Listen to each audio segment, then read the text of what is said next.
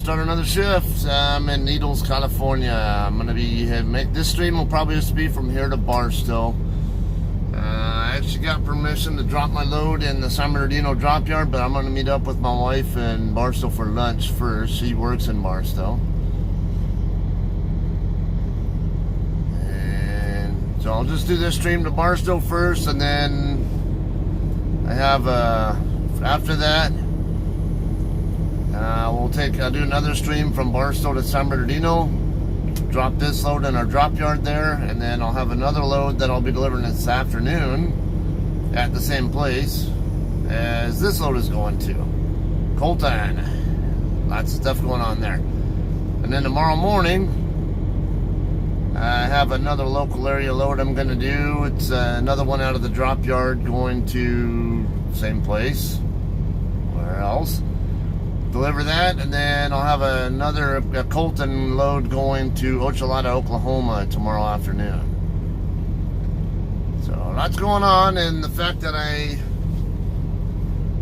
ran so many miles to get to here on my last shift and left myself such a short distance, or semi-short, whatever, probably had a lot to do with why all this happened. But although I'm still going to need a 10-hour break between the load I'll be delivering tonight and tomorrow morning regardless. But I still give them more options to work with by doing that. And more options to work with means more options for me. Alright, come on. Alright, let me dump this and check that, do a quick little pre-trip and get out of here.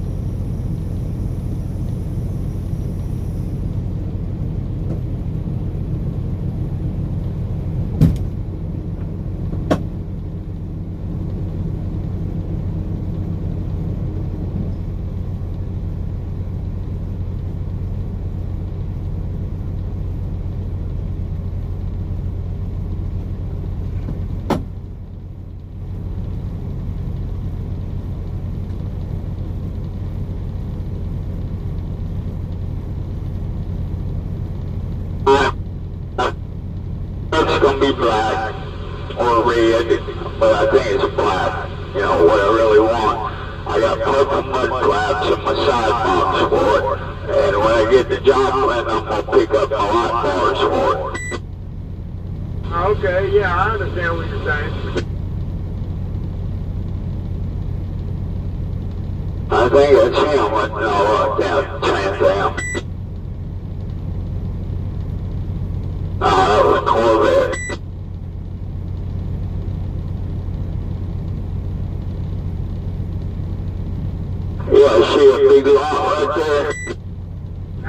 trucks in that lot before. Looks like the wagon wheel's still closed though. Oh yeah, they said they're gonna be closed when it come out. They were shutting that place down, man. You can't keep a business open if you ain't got business. That's true. Yeah, you read up on truck driving part of the industry.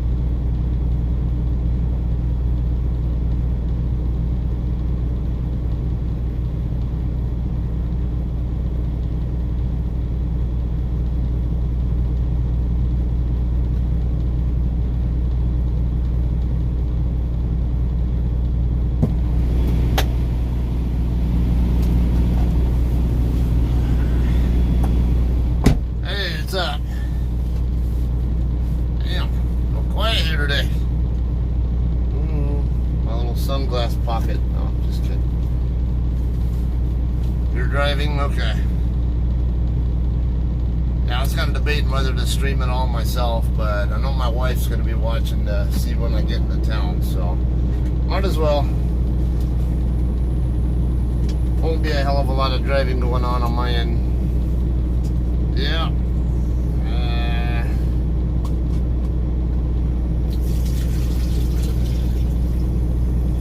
Maybe they're putting us out of our misery. So yeah, we finally get out of the house and do something other than watching these damn truck drivers and their freaking live streams.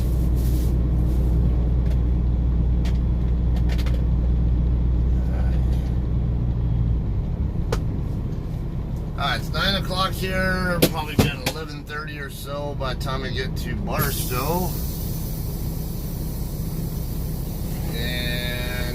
Yeah, I'm stopped there for lunch. Hey, good morning, Alistair. Yeah, I stopped for it, man, and YouTube saying there's nobody online. You guys are like ghosts or something. You love to smoke pot and watch Scott drive. Yeah, and Sean Goodwin, he likes to smoke pot too. Well, he's got PTSD, so I don't judge either way. You're gonna do it recreationally too, but it should be legal. Not my cup of tea, but it should be legal. Never heard of anybody overdosing on pot or going all psycho or whatever else. They're all stupid on that. Alright. So anyway, get turned around and let's go check out the wild brown yonder, that is the Mojave Desert. It'll be a short stream here. It's only 2.5 or so hour drive. Then I'll kill this stream so I can have lunch with my wife. And I'll do another stream from Barstow to San Bernardino, because I'll have to drop my load in our San Bernardino drop yard.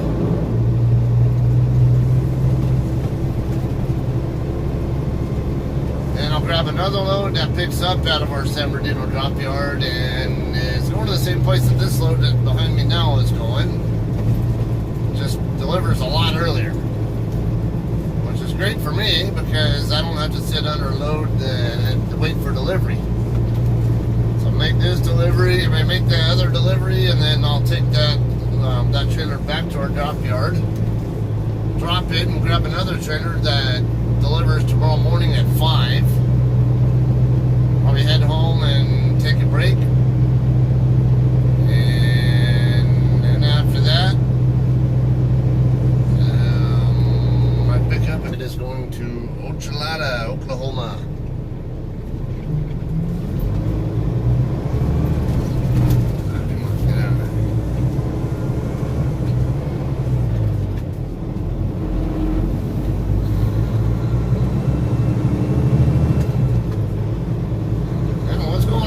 So quiet. Normally, it's like there's a little bit more on, I've already been on, what, 10 minutes or so?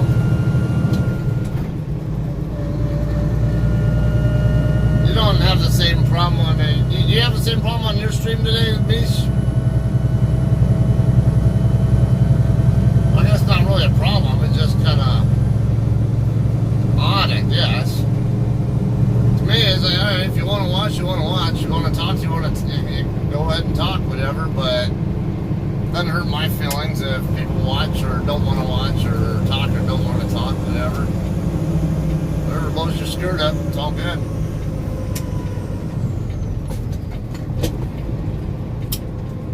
If nothing else, I just see it as, hey, at least my family can see what's going on, or friends or whoever actually give a shit. Let's see what's going on with me.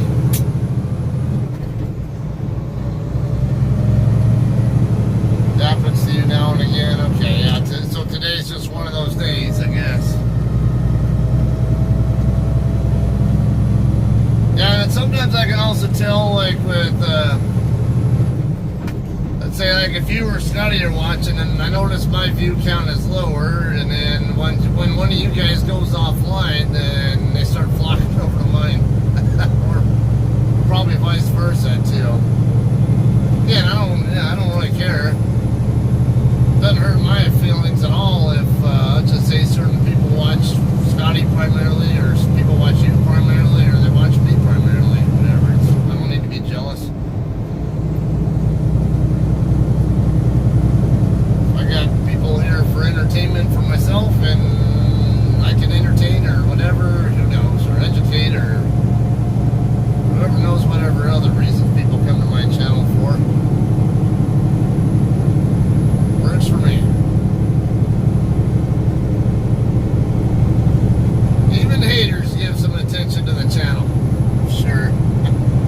No, I don't think I really have much for haters. I've had one guy tell me I was just another YouTube super trucker. I'm like, well, then why are you watching?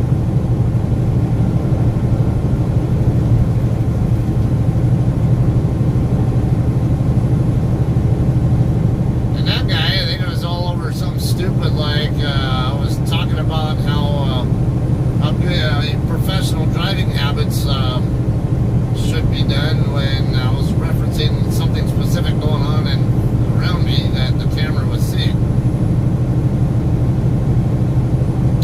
Whatever.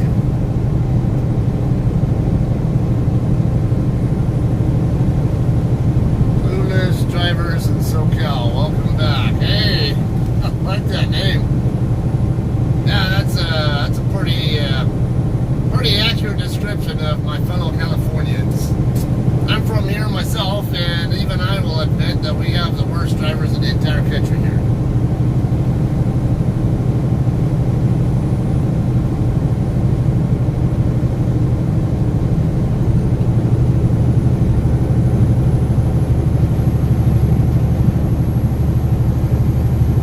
A super trucker is basically a driver who thinks they know everything. They think they're invincible, and they're often also radio Rambos. You'll hear them on the radio talking about, get the hell out of the left lane, or hurry the hell up, or they'll tailgate other trucks and, run their mouths all the time and act like this is just some fake ass world where they can talk all the shit they want and there'll be no repercussions.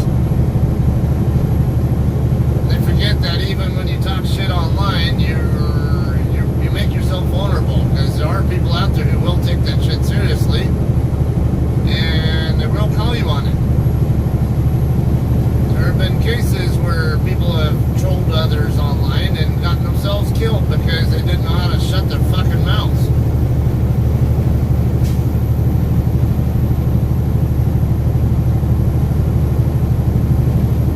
Not gonna lie, there's some little punk kid in the East Coast. I wanted to beat the shit out of him if I ever came across him, for saying shit about my wife one time when it was just an issue between me and him on Truckers Wall of Shame. Like, don't bring my wife into this. And second, if I catch you out on the road somewhere,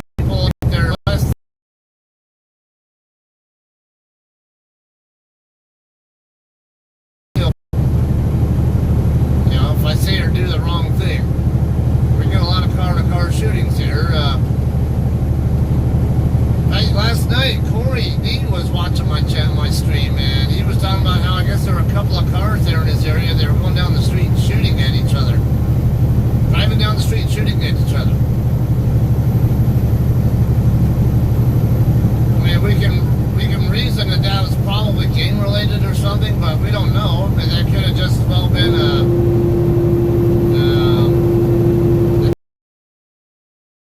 each other as a result.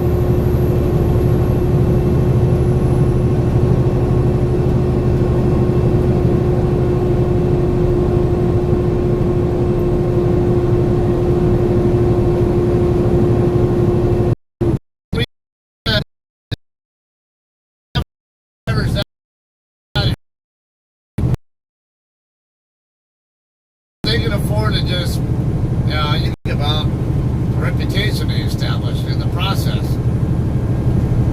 And it's like the refs. You watch a sports event like a basketball game, you go, oh, hey, this guy's fouling me.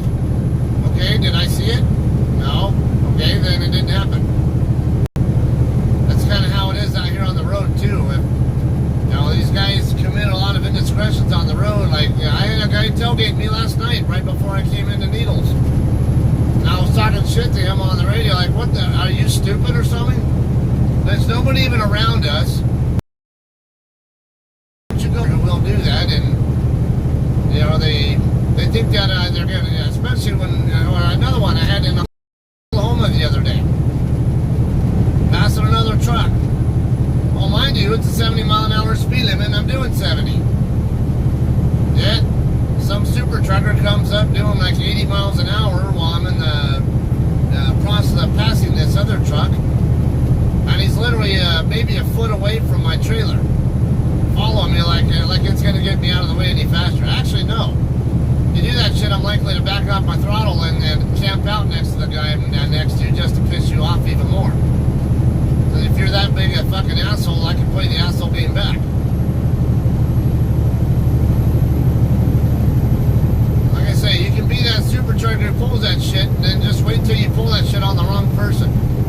I'm not the wrong person, but there are wrong people out here, and they will do some stuff, and they don't care if they go back to jail over it.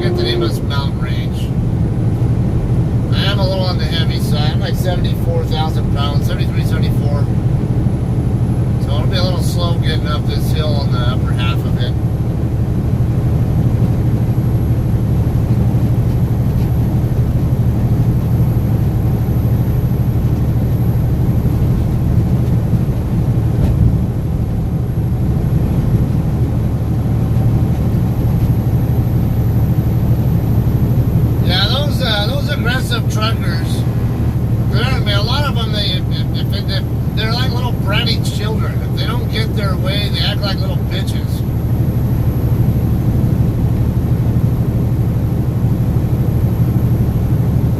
They don't care about anybody else. They don't respect anybody else. They only care about themselves.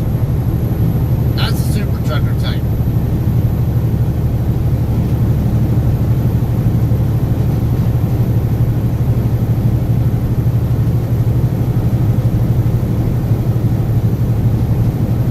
Beach, good area. A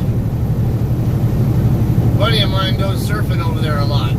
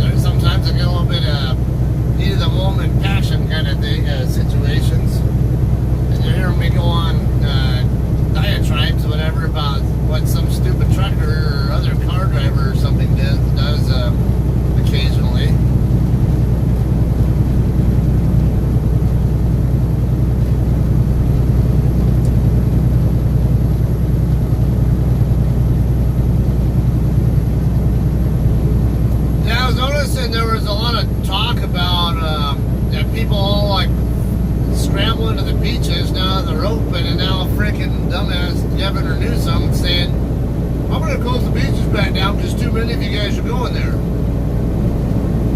And totally circumventing this social distancing thing. It's like, okay, it's a hot day, got all this bright sunlight, and freaking millions and millions and millions of miles of Pacific Ocean to deal with.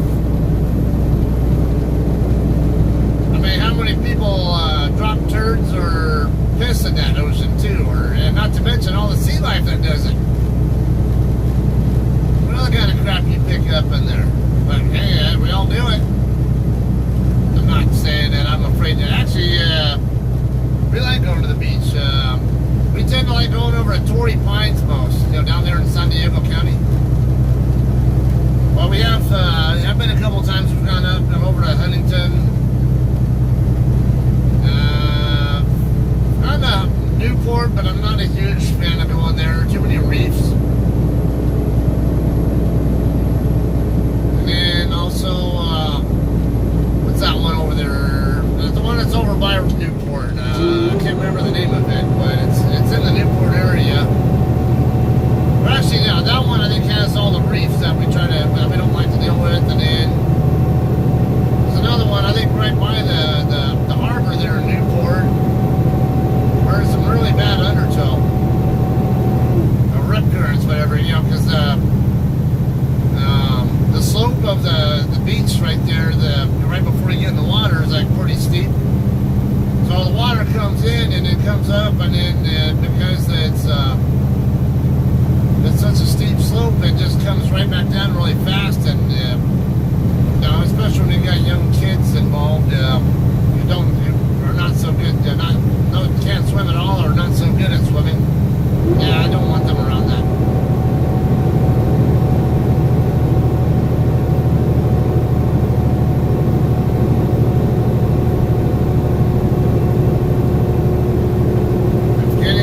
Please familiarize with the vehicle. Yes. Speaking of that, with what he's talking about there, you should know every switch and detail on your truck. Case in point, I did a swap with a guy several months back in Ogden, Utah.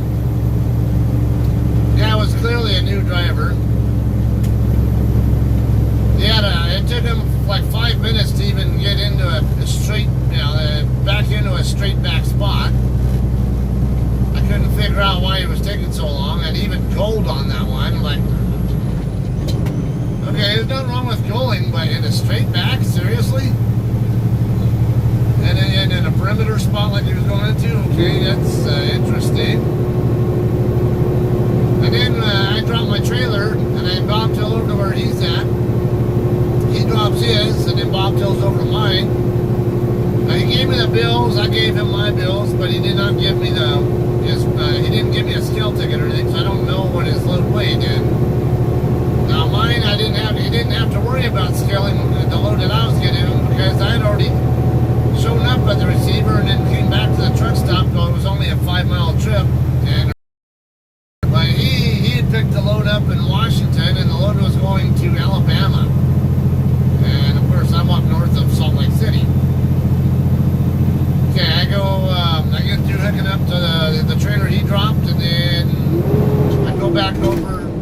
I walk back over to where I dropped my trailer, where he's at now, and wanted to ask him, hey, what'd you get for scale weights? Because my normal rule here is unless I know that your load is legal, I'm not taking it. I mean, you have to show me that your load is scaled legal, or one or the other. Like this one here, this is a very, very experienced driver I got this load here from.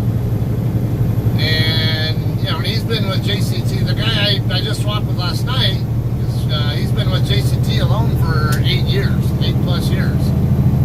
And I've swapped with him before, and I know that guy seriously knows what he's doing and seriously knows what he's talking about. But the guy I swapped with up in Ogden several months back. Okay, now, when I drop my trailer, a lot of times what I'll do is I'll drop my airbags first, and then I'll pull forward just a little bit so my fifth wheel's still underneath the trailer. Then landing gear all the way to the ground, and then I'll go ahead and pull out. Okay, what effect that has is when the other driver hooks in, or when I hook back in myself, they can get underneath the trailer, and then it'll make good positive contact with their fifth wheel, between the fifth wheel and the apron of the trailer. And then they can raise their airbags up, and it'll lift the landing gear up off the ground. So when they're actually coupled into the trailer and ready to raise the landing gear, there's no side or front and back binding on the two halves of the landing gear, between the telescoping and the fixed parts, and it's a lot easier to raise them over the landing gear doing that. So anyway, I get over to the guy, and I see that he's not actually even underneath the trailer yet. He's in front of it. Because I could tell by the amount of gap there was between the sleeper unit and the reefer unit that he wasn't underneath it yet. So, then I get closer, and yep, sure enough, his fifth wheel's completely out. And I come around, and I was going to ask him for his tail ticket, and he goes, I don't know what to do. I'm like, what do you mean you don't know what to do? I can't get underneath it. And I go, drop your airbags. And he goes, how do I do that? And I do a little forehead slap thing. Are you freaking kidding me? How do you not know how to drop your airbags? Okay, I figured out there's a reason for it, but the reason for it also ties into what clueless drivers in SoCal just said there. Alright, so the guy was an inexperienced driver. He only had 6 months with Sierra England, and then he ended up coming to us. And I guess Sierra England took out the airbag suspension option, airbag raise and lower option out of their trucks now. Their trucks had that option when I drove for them, but they don't apparently do not have that option anymore. I guess they were having too many problems with drivers high hooking their trailers or dropping them or whatever else, whoever knows what else. Or also maybe with scaling issues, they might have made that decision, or might have also decided it costs too much for a feature that don't really have enough use for it. So whatever the case, they apparently took it out of their trucks. Now, JCT trucks all have inflatable and deflatable airbags for the tractor rear suspension. So now you can raise them over the airbags as needed. It can be extremely useful for when you're coupling and decoupling from trailers, in particular. Okay, so this guy's in a JCT truck now. Now he's in I think it was a 2017 Freightliner. Okay, it's been a while since I've been in a Freightliner, and the one I drove when I was OTR with England was a 2016 Freightliner. Well, I drove a couple others before I had my own, before that. And then in the Walmart fleet, I had a 2017 Freightliner. Okay, I had airbag dumps on both of those. I just can't remember where the switch was. I thought I was over in the same area where my airbag switch on this truck is, which is off to the right of where my brake valves are at. If not there, I was thinking maybe down here down on that bottom row of switches where Freightliners have them. But so I take a quick look over there. I didn't see anything. And then the guy finally moves his Qualcomm over to the side, and I see this big, this black valve right there that looks just like a parking brake valve, but it's black instead of yellow or red. And I go, oh, that's it right there. And he goes like, what do I do with it? Like, what do you think you do with it? It looks just like a parking brake or like a tractor or trailer parking brake, doesn't it? Try pushing it in, or if it's not in, or pulling it out if it's not out. Whichever direction it's in, move it the other direction, and then that'll drop your airbags. So finally he's able to get the airbags dropped and get underneath the trailer. Yeah, and of course I'm just thinking that you're in this truck, you have all these switches, you should know what each of these switches does. Know your equipment. What capabilities does your vehicle have? Why is that switch there? There's a reason why things are put in places. If it's there, you should figure out why it's there. So thank you for bringing that up there, Clueless. I always like to give information or any kind of insight that might help the less experienced and future CMP drivers, because that's a large part of my subscriber base. I think is guys who are people who don't have a CDL yet, or who recently got their CDL and are particularly interested in learning how to back a truck or learn anything else about the trucking industry that might give them a better idea on what to expect once they do get into the industry.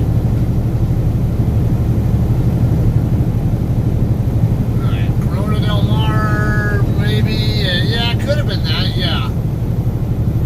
And then the one with the reefs, I think it's further south. It's like over by the cliffs. I think it's on the south end of Newport, that one. Yeah, Corona Del Mar, that's the one that's literally right on the north end of the marina there, if I'm not mistaken, right? Is it? If so, yeah, that's the one I was talking about where I don't like to go because the strong rip currents.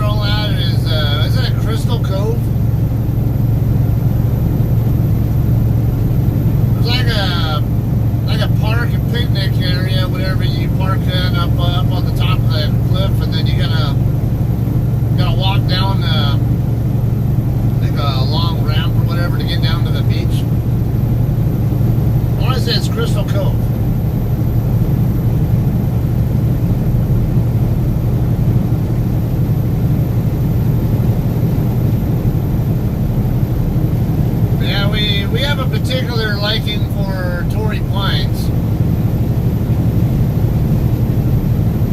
The reason for that, one, there's plenty of parking really close. Also, they have the hiking trail. There's a mountain right there you can go hiking up and down. Yeah, that kind of overlooks like Black's Beach and what else is over there? You make your way down over to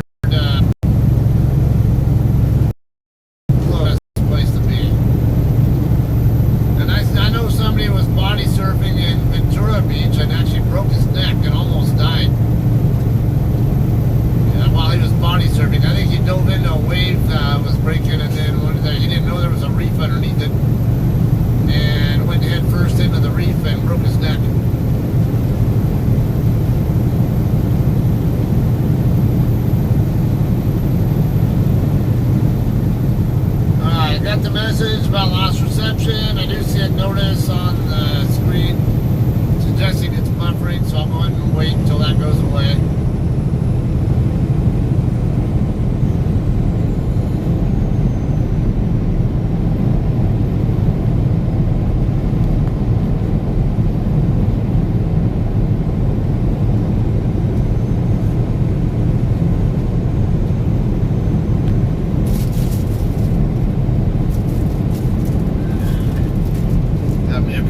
Dudes that won't be over a long way up before I get to Barstow.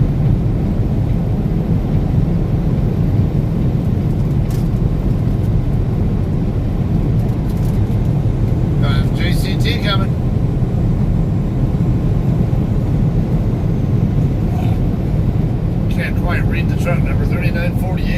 like that. I think 4077 right behind him. 4070 something.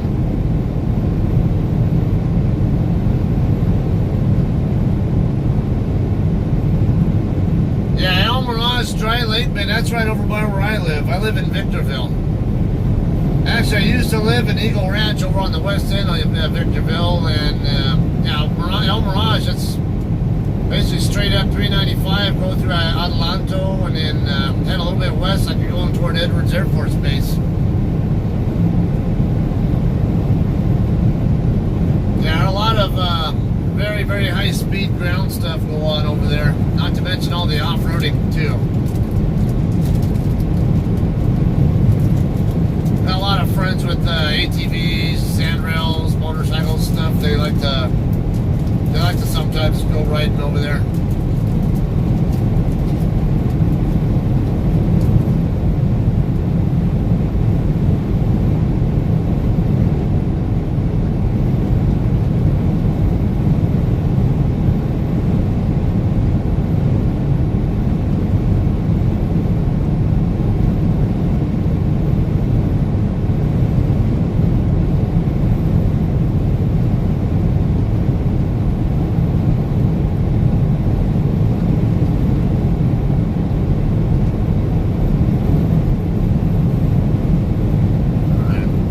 Stop at the Flying J in Barstow before I stop at Del Taco to meet my wife. So I can top off the reefer tape on this before I go drop it.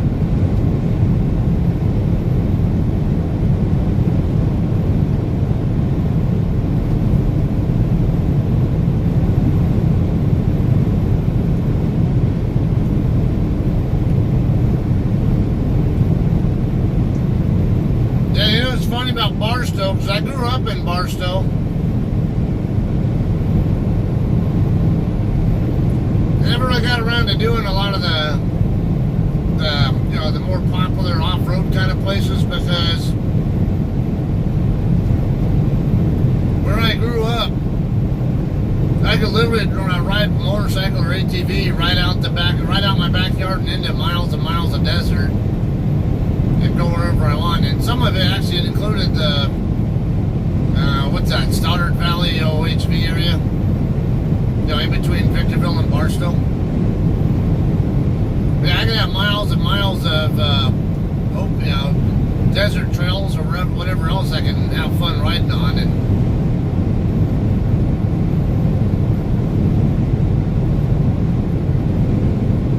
I wouldn't mind getting some ATV equipment again and get my kids involved and all that, and do any of that kind of stuff.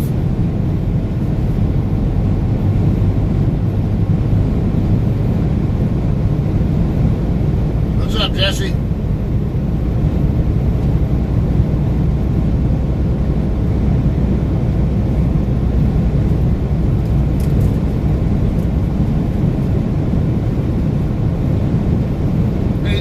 Jesse, for anybody else who more recently tuned in, not sure what's going on, first you might already know that I'm under load going to Colton, but this load here that I'm under now is not due until tomorrow night. I will be dropping this load in our San Bernardino drop yard, but I'm going to stop in Barstow and meet up with my wife for lunch first, because she's there working right now. And I'll be grabbing another load out of our San Bernardino yard and then delivering it this afternoon in Colton instead. After that, I'll take that trailer back to our drop yard and grab another one that delivers again in Colton tomorrow morning at 5. Then I'll have a reload going from Colton to Ochalata, Oklahoma tomorrow afternoon at 1 o'clock.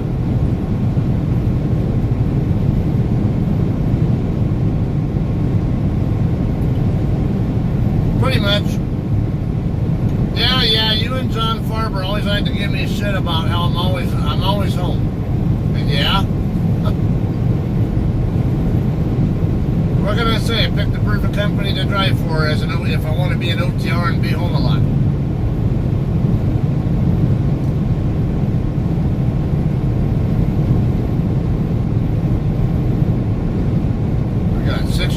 locomotives on that train coming this way? Probably a pretty good number. And that's a it's a fairly decent sized train that's going westbound.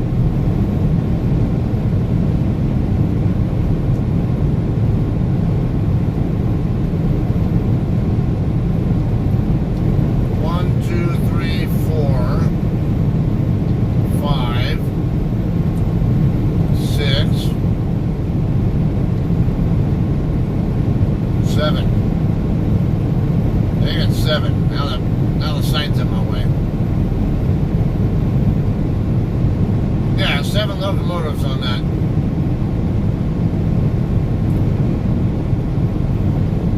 Yeah, I don't see anything in the middle or on the end for ropes.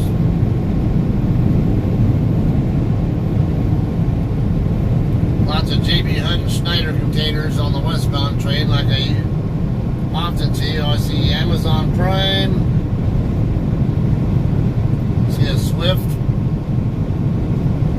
See a few Swifts.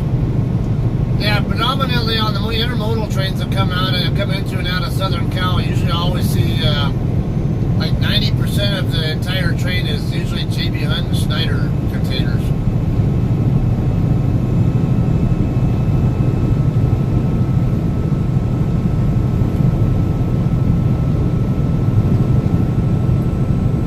Like to eyeball how long the trains are, how often you see them running, and then what kind of cars they're hauling, because they can all give you a little bit small clues about what's going on with the, either the national or the local economies.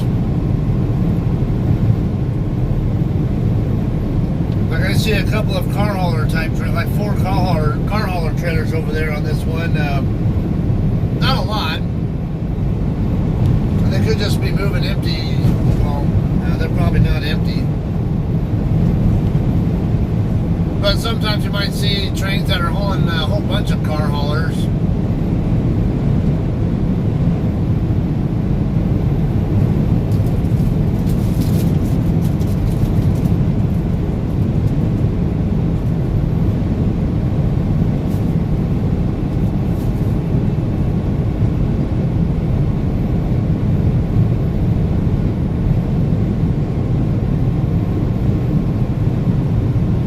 Terry. That's alright, Jesse. Even if you were giving me shit, it'd all be in fun. Or I can always say, well, you and Diane are always in my neck of the woods, too. Hell, that's all you guys do is drive through my area.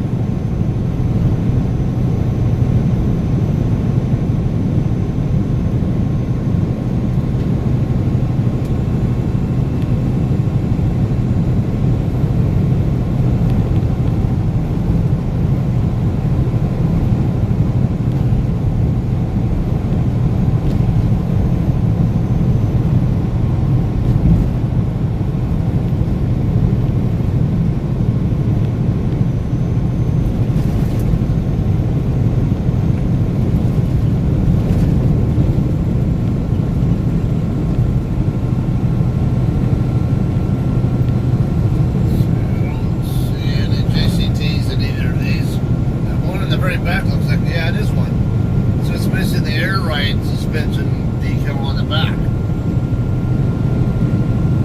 I thought it was some other trailer that looked like one of ours because it didn't have the decal back there.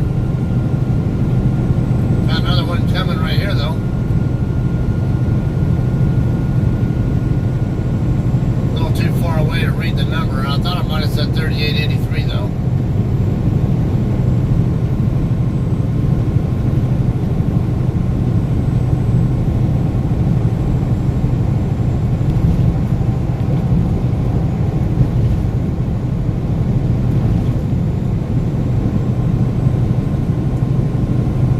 Let us know when you guys will be in the area on let's say at a time when my wife's not busy. She'll hook you guys up.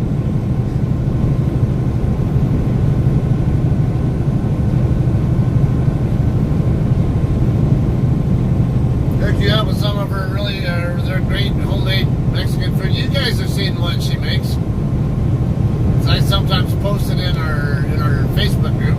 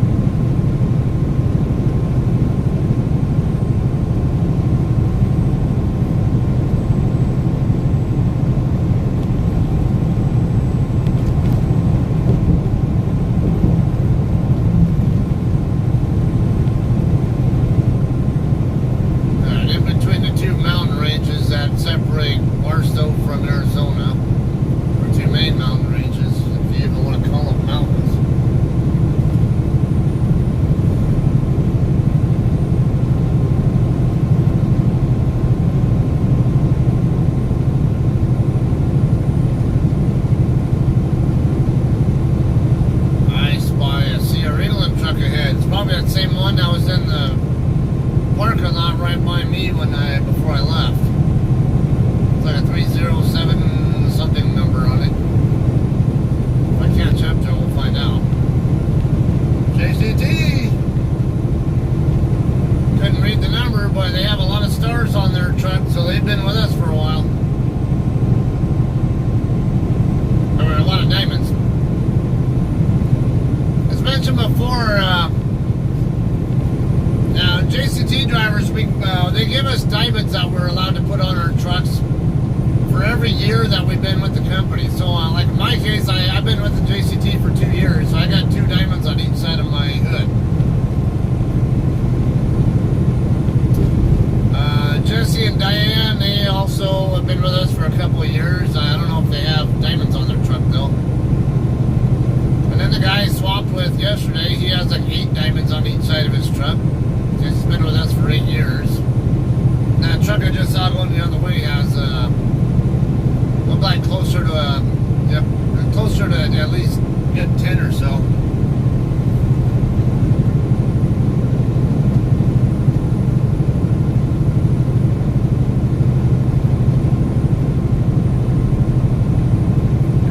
Looking at the Corona area, okay, it's a good area, especially the Corona Hills area. They're over on the south end of Corona and west of I-15. There's some nice homes over there.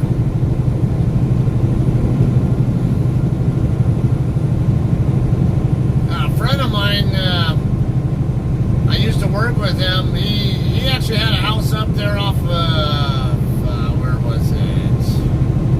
I think it was actually in Norco, actually, but back when the housing boom took off in the early or mid 2000s, his house was paid off, and he ended up selling it. His house got up to, it wasn't even that huge a house, but just because where it's located, he sold it for $656,000. And then so it was all cash, of course, because he already owned the house outright. And then he ended up buying a house with cash up in Lake Arrowhead for like $200 and some odd $1,000. And Lake Arrowhead's a nice area. If you're gonna live in the mountain area, Lake Arrowhead's the area to live up there. Lake Arrowhead's where famous people live. Yeah, he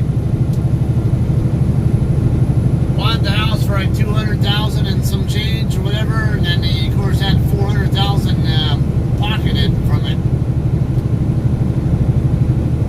Of course, I'm sure he had to pay a pretty good capital gain on the $400,000, but still, it's a good chunk of change.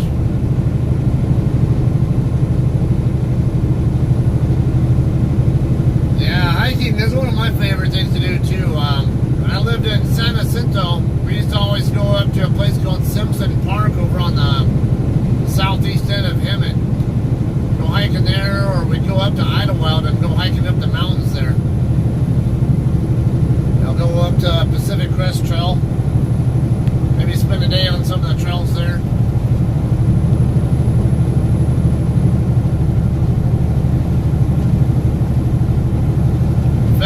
Aside from the first, one of my first dates with my wife was to take her hiking all the way up to Tockwitz Peak up there in Idlewild.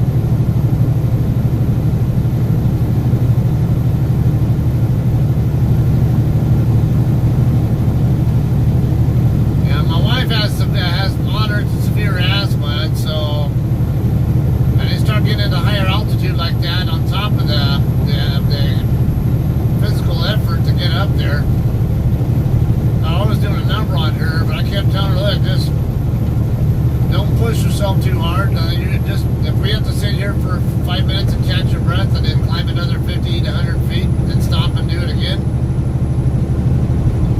we can do that. We don't have to be in a hurry to get to the top. Do what your body will allow you to do, and we ended up making it up there.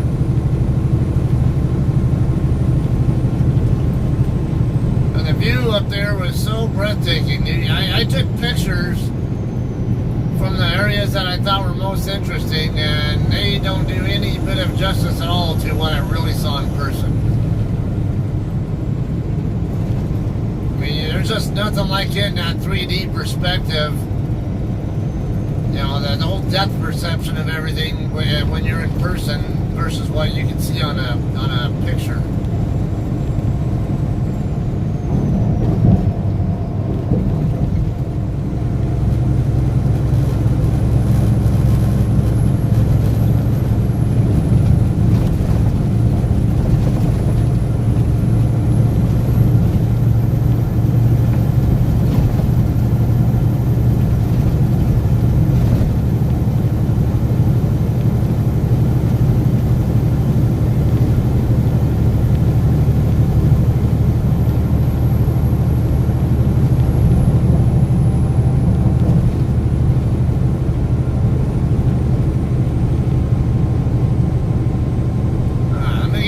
Construction zone and on some straight area where no cones or other traffic around me, and then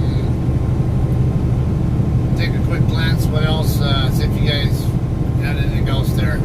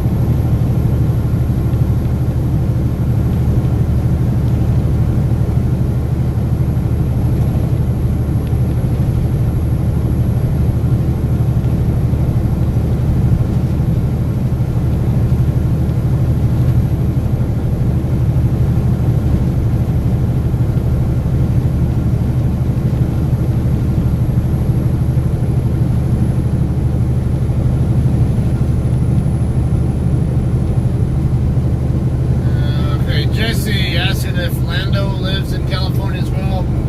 Lando. Is that 4088 or something like that?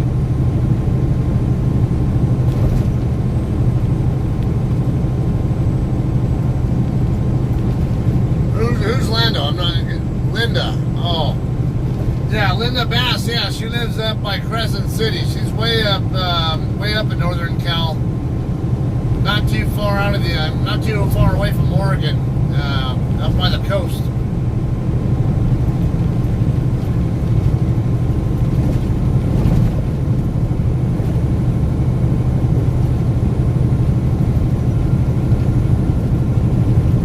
This road's got some ruts. I need some TLC.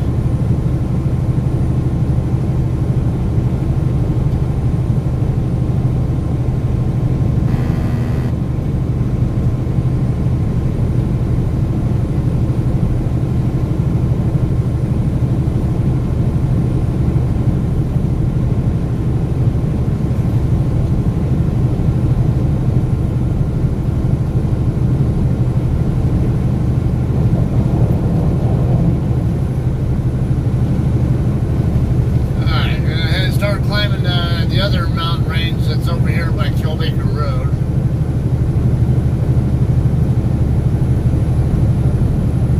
Then go down the other side of this range. I'll be about halfway between Barstow and the Arizona line.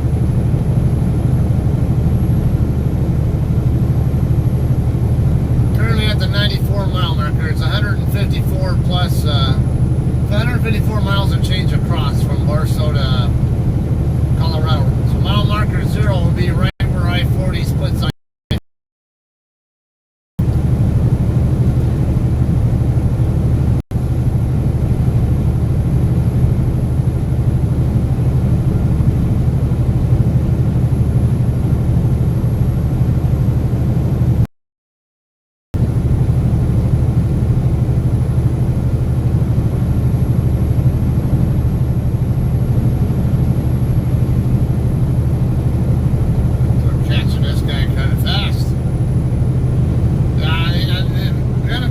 that 30777 or whatever the hell that number was, guy, that I saw at the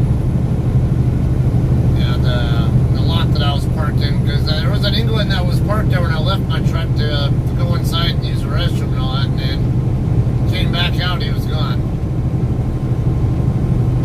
An I-40 is not a very heavy freight lane for Sierra England. They're all over Interstate 80 and to a decent extent US 287 as well. Or at least the section between Lyman, Colorado and Amarillo. It's funny, you don't see quite as many of us up on. Definitely not our.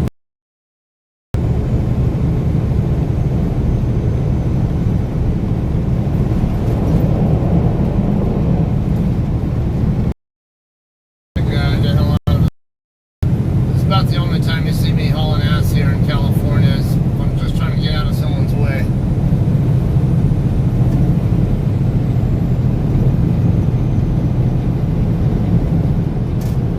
Or if I have a serious ulterior motive to try to get where I need to be in a very short time.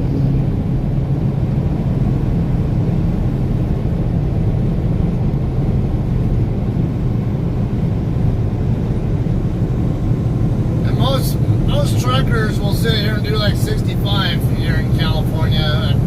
None of the cops usually don't care. I just wait for that one time you come across a cop who is a little more anal about following the law, or targets you for a particular reason, and they just want a reason to pull you over, and you give them that reason.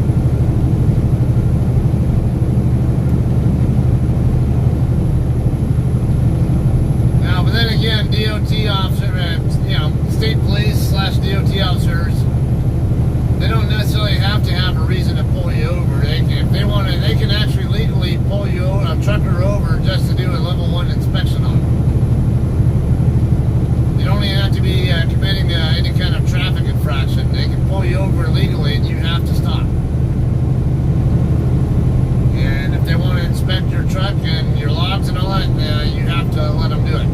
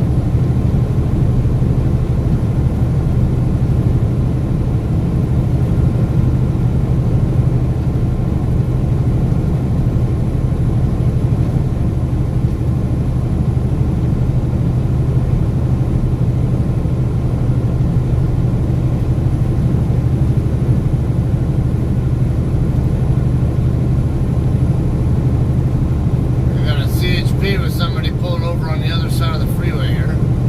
88-mile marker.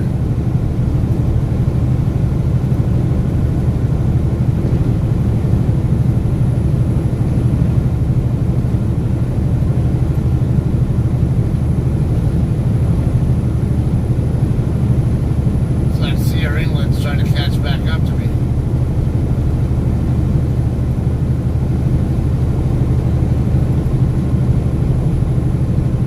No problem. Whether it's we'll see you later or we'll just be in and out, doesn't matter. Well, whatever works for you. I can tell you this much, I'll be here.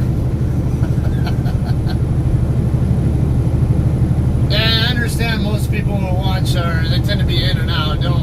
It's not most people don't watch the entire stream the entire time. It's just cool. It's just like watching a ball game. Not sitting there watching the game every waking minute either.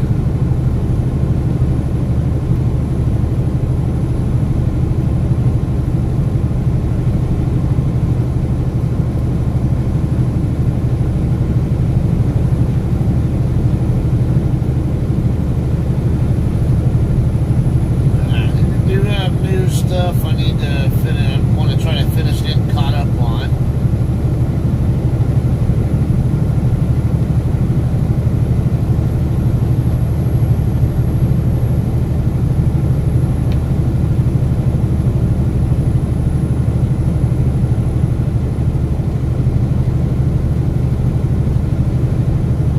Top stories, Quora.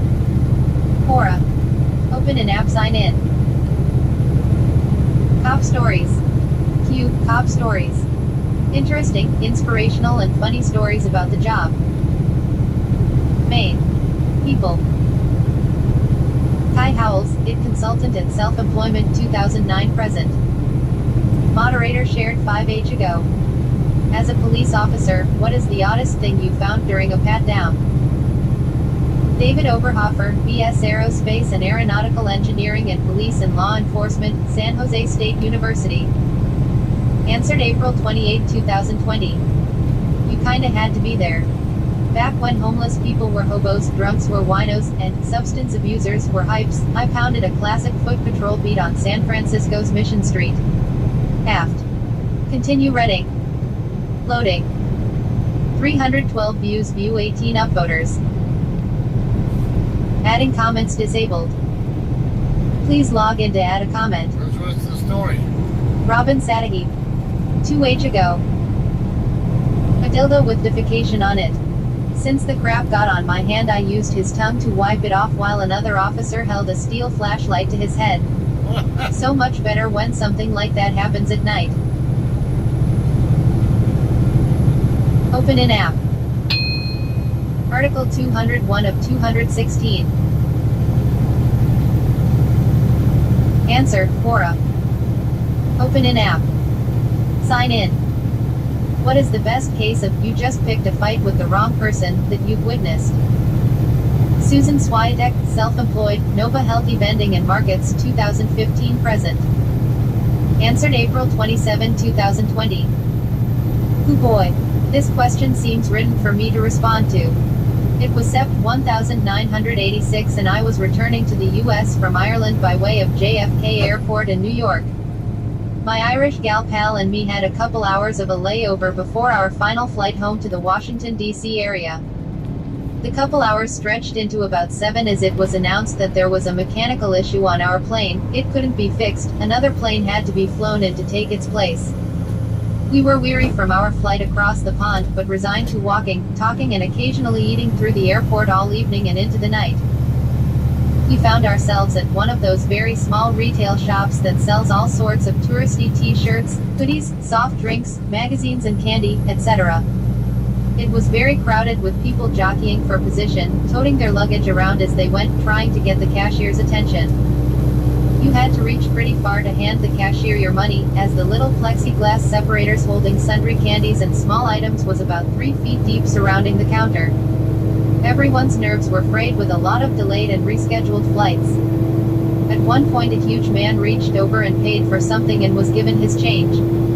Another large man immediately thrust his hand with money towards the cashier to buy something. In the hustle-bustle, the first man's change was dropped into who knows what compartment, disappearing somewhere amidst the M&Ms and the junior mints. At this point, the first very large man began to yell, "Hey, you dropped my change. I think you dropped a nickel. I want my nickel." No one could believe this man was complaining about this. Dead silence of surprise was soon followed by murmuring of "Oh crap, this guy's holding up the line over this, give me a break." This man was about 6 feet 7 inches tall, large bone structure, a bit heavy and out of shape, simply humongous. Now the second large man, only about 6 feet 4 inches tall, seemed to be in much better shape and certainly no one to be quibbled with either. He turns to the guy and says, "Hey pal, leave the little gal alone. She didn't mean to drop anything. I'll give you a nickel. We gotta get the line moving. At this point the very large man was incensed. You could tell he'd spent his entire life bullying people around and always got his way. The poor young gal behind the counter was frantic, scrambling trying to find the lost change. The really big man then turned to the second man and said, You stay out of this. It was your hand jabbing in there making her drop the change in the first place. I've had enough of you. The first 6 feet 7 inch guy then grabbed the shorter guy, spun him around and pushed him into a rotating display which almost tipped over, flinging merchandise in all directions. I felt the wind brush my arm as the men flew by. So far, this whole drama had played out in such a way that we couldn't see either guy's face. But now we could see the well-built guy's face. Right then, my friend quickly said, Look, isn't this his luggage? Very expensive Italian. This guy's a big businessman or a celebrity of some kind. Then it dawned on us as we looked at his face. The shorter man confronted his aggressor saying, You don't know who you've got here, pal. You picked the wrong fight tonight. Yes, it was clear that the shorter man was none other than Lou Ferrigno, the Incredible Hulk. A man was starting a fight with the Hulk. At this point, the big bully was putting 2 and 2 together and realized his mistake. For probably the first time in his life, he began to grovel as Lou held his collar in his massive hands. He begged, Hey, it's all a mistake. You know, no harm done. Haha, sorry about that. You could hear a pin drop in the shocked and silent crowd that had gathered. Deciding he'd gotten the result he wanted, Lou released him. The man grabbed his belongings. As the little gal behind the counter was saying, Mister, I found your nickel. That guy didn't stop to get the nickel, he just skedaddled away so fast that you expected to see a little cloud to be following him, like in a cartoon. Everyone cheered as Lou paid for his item and order was restored. I'll never forget that night. 9.8k views. View 321 upvoters. View sharers. Suggestions pending. About the author. Susan Swiatek. Research UFOs and paranormal phenomena. SGML, XML editor. Self-employed, Nova Healthy Vending and Markets 2015 present. BFA Printmaking and Drawing, Fine Arts, Maryland Institute College of Art graduated 1986. 38k content views 10.4k this month. View 100 plus other answers to this question. About careers, privacy terms, contact languages. Copyright Quora Inc. 2020. Open in app. Article 202 of 216. Answer, Quora. Open in app. Sign in. As a lawyer, what is the easiest case you've won? Mark Wheeler, trial attorney, 1992 present. Answer July 22, 2019 upvoted by Sarang Raut, business analyst at Extentia, Mobile, Cloud and Design, 2017 present, author has 594 answers and 729.7k answer views. Well, I had a client walk in my office with a quarter-pounder box from McDonald's. He told me that the day before he ordered a sandwich with no pickles and he mentioned it to the order taker and the shift manager, mentioning he was deathly allergic to something in the juice. He was assured that there would be no pickle on the sandwich. When his sandwich came up, he was given the sandwich and shown on the paper taped to the box that the sandwich had no pickle. 45 minutes later, after having his stomach pumped, he discovered he had ingested 3 pickle slices. The emergency room report indicated that the stomach pump had removed the contents of his stomach, which included the 3 pickle slices. How do you The not know manager there had are offered the pickles kid in it? $100 for the box and some coupons.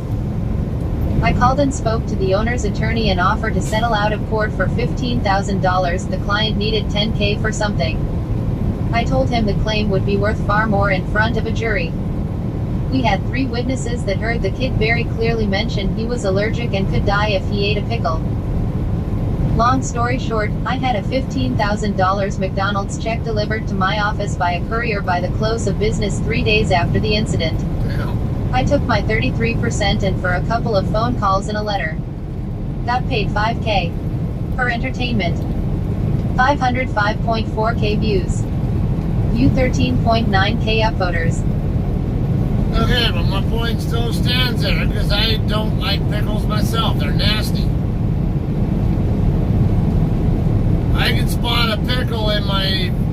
hamburger from a mile away, even if I can't see it.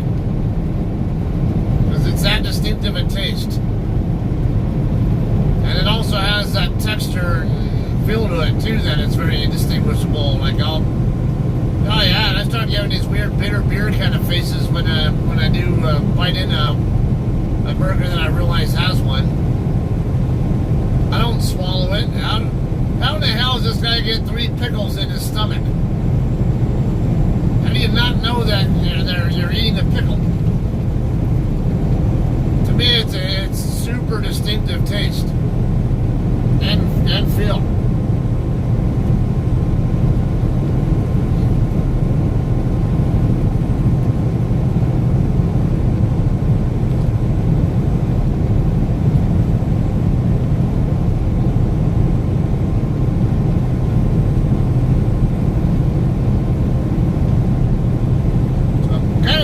The guy contributed to his own problem there by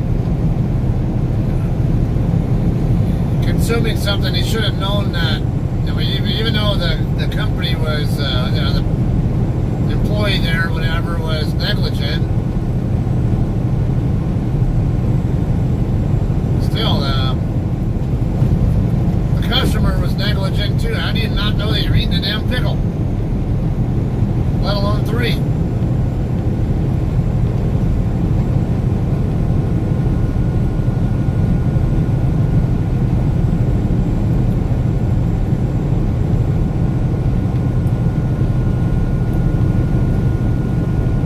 Yeah, now my daughters, they're pickle lovers also. Both of them, like when they get hamburgers,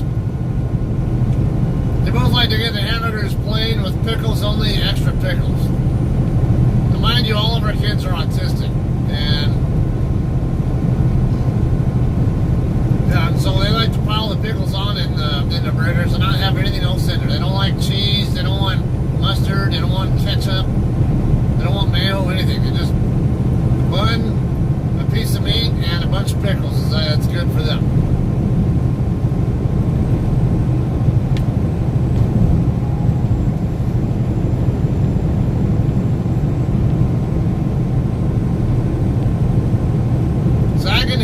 Flavor the pickle juice more than I can handle eating the pickle itself. But even then, I don't like the pickle juice. But it's just a little bit of it. It's where I can taste some of it, but it's not overpowering everything. I'll deal with it, but I'm not a fan of it. I'd rather it not be there. Yeah, the pickle itself is it's just that bad for me.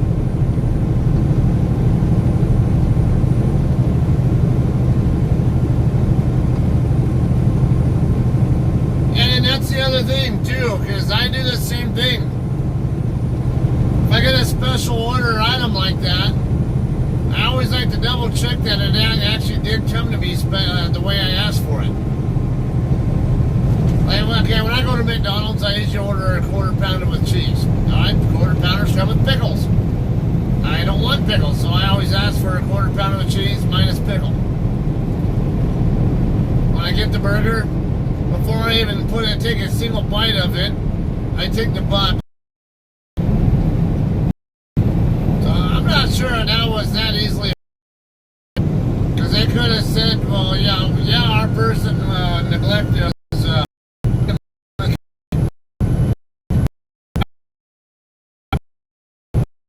You not only the food, but you need to make sure that it was what you actually ordered. Because for all we know, someone might have given you someone else, might have made something that was intended for somebody else and then put a sticker on the wrong box and given it to you because they got mislabeled.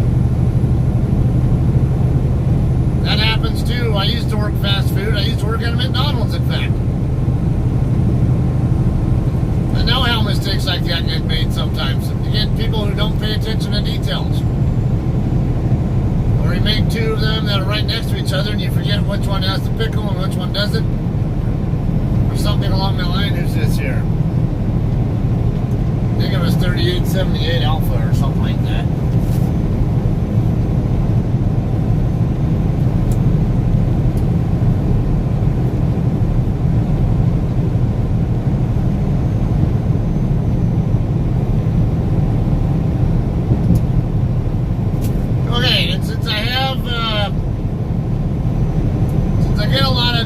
people on the channel who are newer to driving or just want insights, whatever.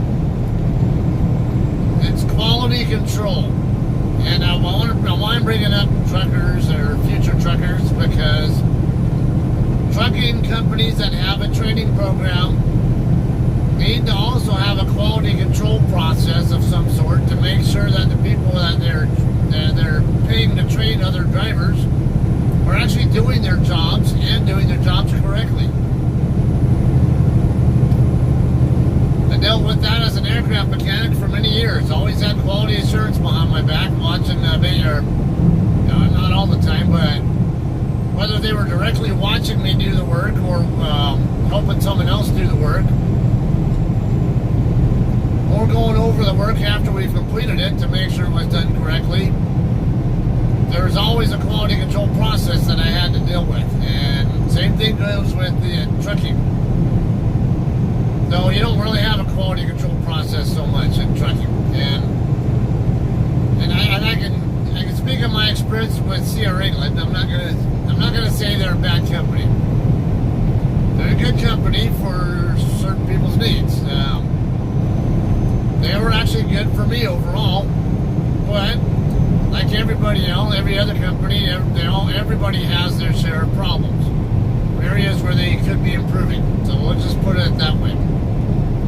Except that you're not going to have your cake and eat it too. You're not going to find a perfect company out there. Unless your truck has your own name on the side of it, and you run it exactly how you want it to run, and everything works out just perfectly how you want it to work out, that's the perfect company. Until it's your own name on the side of that truck, though, no, it's not going to be a perfect company. That said, as everybody knows, Sierra England has the robust training program. They have their own CDO school. I can tell you from experience, the CDO school is actually pretty good overall.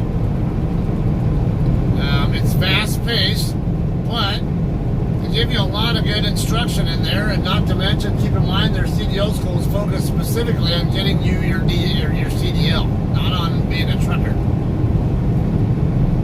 Getting you your CDL means getting you to be able to pass the DMV's test, which the DMV dictates how it's done. So trucking companies, including Sierra England, are going to tailor their CDL training, their CDL school programs toward what DMV tells them they need to test people on, or that they need people to know.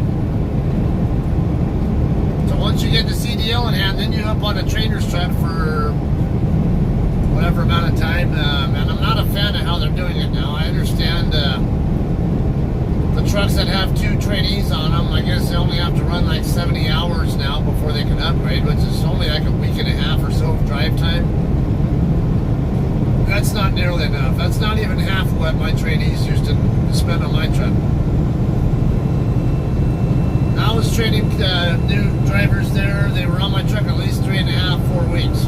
And even that, some people could say is too short. It really depends on the driver though. Some 3.5 or 4 weeks was just right, or even just maybe even a little longer than they really needed. And then there were others that, you could have had them on the truck for 8 weeks and it still wouldn't be enough.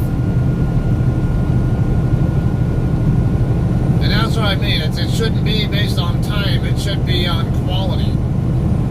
Whatever it takes to get the quality that you're looking for out of a driver before upgrading them, that's what should be happening. But that's not what actually happens. Now, they have a good training program over there, overall. They have plenty of instructional material, videos and stuff. And they have all these specific points that, what's this here, 3511, I think.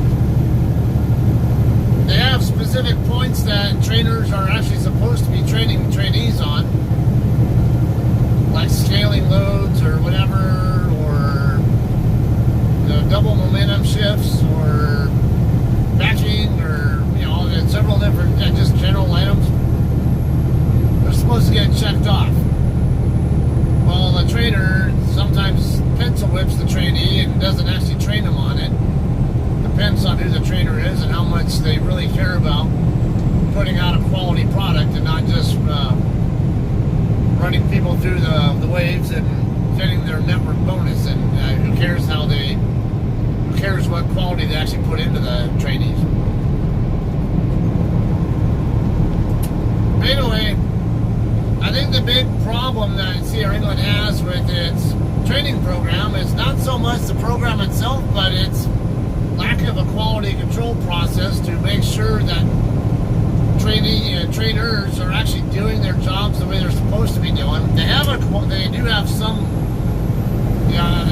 bit of a quality control process there, but it's not enough. Not in my opinion. It could be better. And the same with trainees.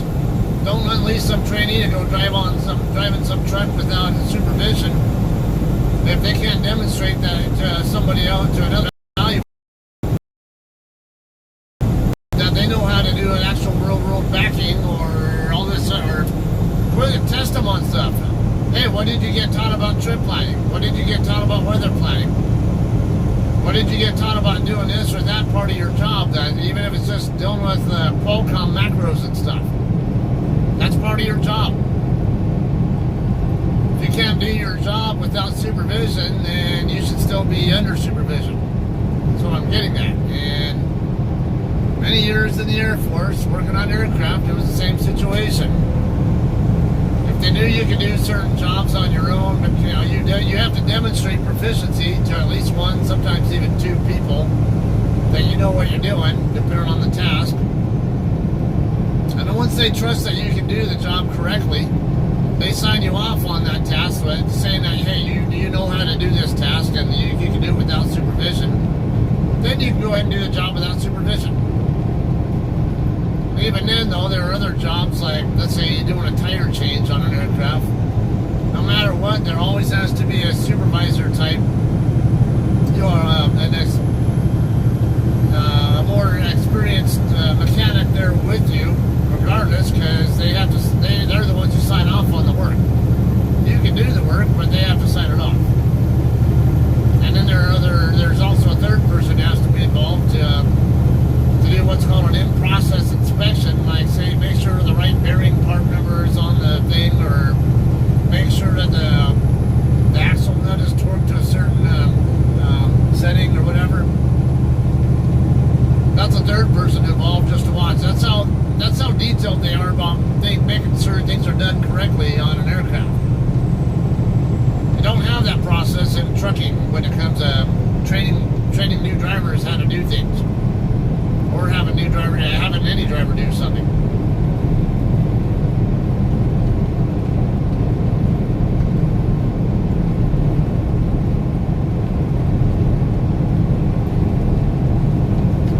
Yeah, it's funny you mentioned that with tomatoes. I'm not a fan of tomatoes either, but I like tomato. I'll eat tomatoes if they're diced and not overpowering the food I'm eating it with. The funny thing is with tomatoes, usually they're cold, and I'm eating it with hot food a lot of times. Like maybe in a burger, I'll do tomato with a burger, but I don't want the slice to be too thick, and I don't want it to overpower the rest of the burger. If it's too thick a slice, I'll just pull it right out. It's because I'm going to taste more tomato than I will burger.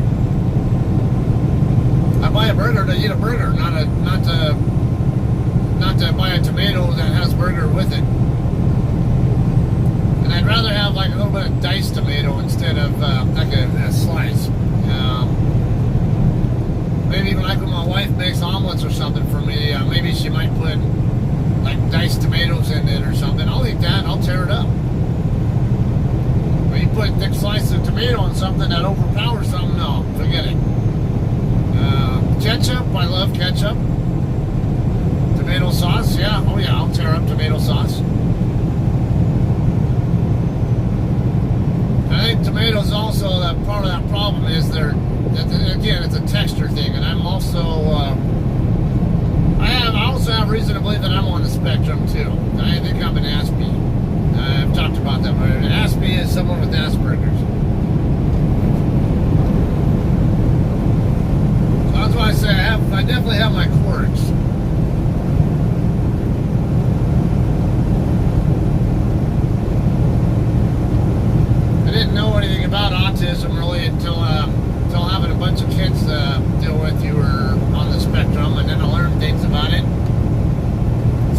educate myself more on it, and then I started realizing, damn, this sounds a lot like me when I was growing up. Or the way I am now.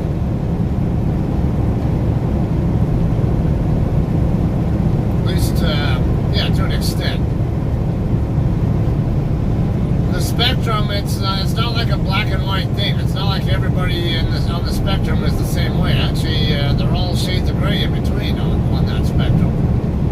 Just like all, as you might call it, normal people will come in all shades of gray as well.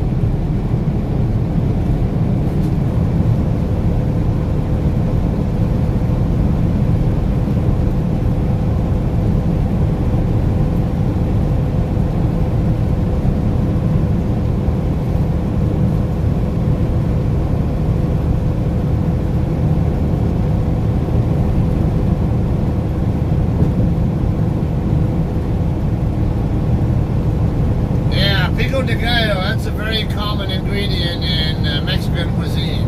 And of course, that's tomato based.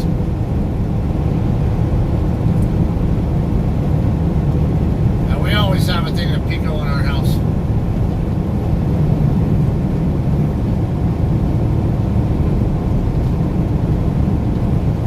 My wife's Mexican American, and she grew up in a traditionally cultural Mexican family, and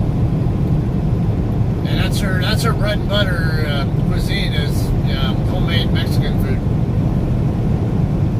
Really good stuff.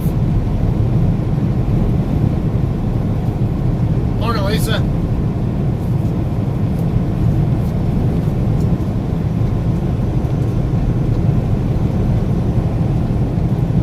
See, that's what I like about those Quora articles sometimes.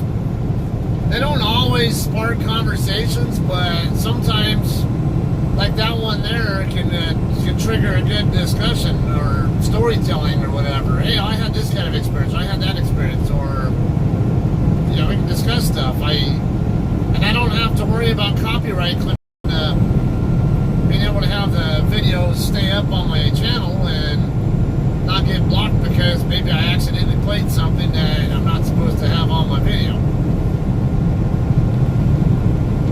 That's why I like to sometimes mix it up. Like yesterday, the first half of my stream, I just did the Quora stuff only, or actually voice aloud stuff only. Purple. And then the second half, I went more strictly to music.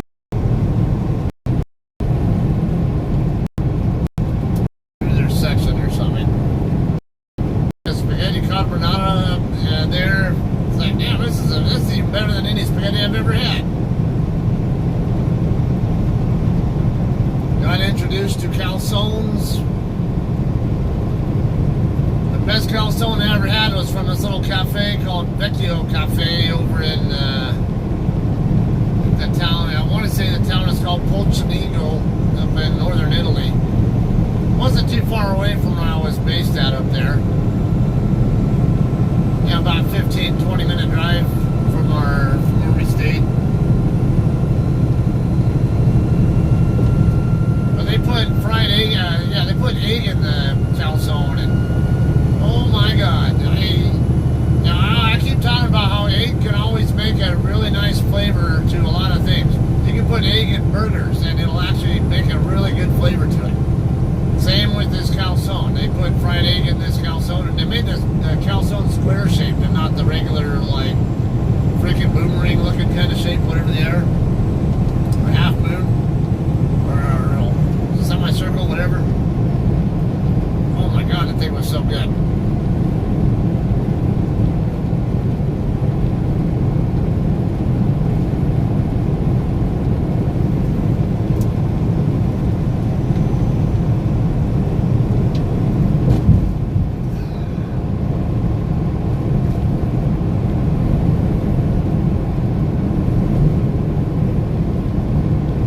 Which way are you heading today, Mish? Going down toward Indianapolis, or staying more around the Chicago local area, or what? Or Chicago area, whatever?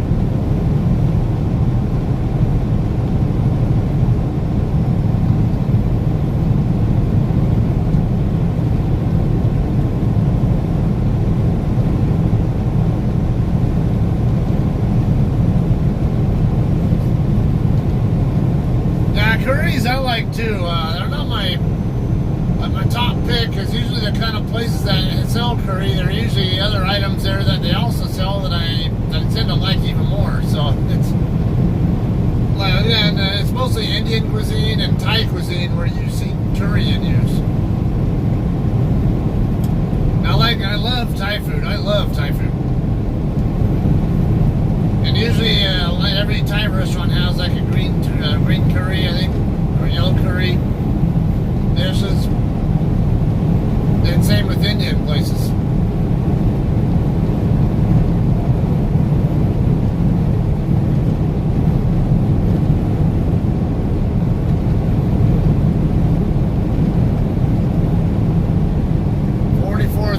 Pounds of Starburst going to Mars. Yeah, that's a heavy load.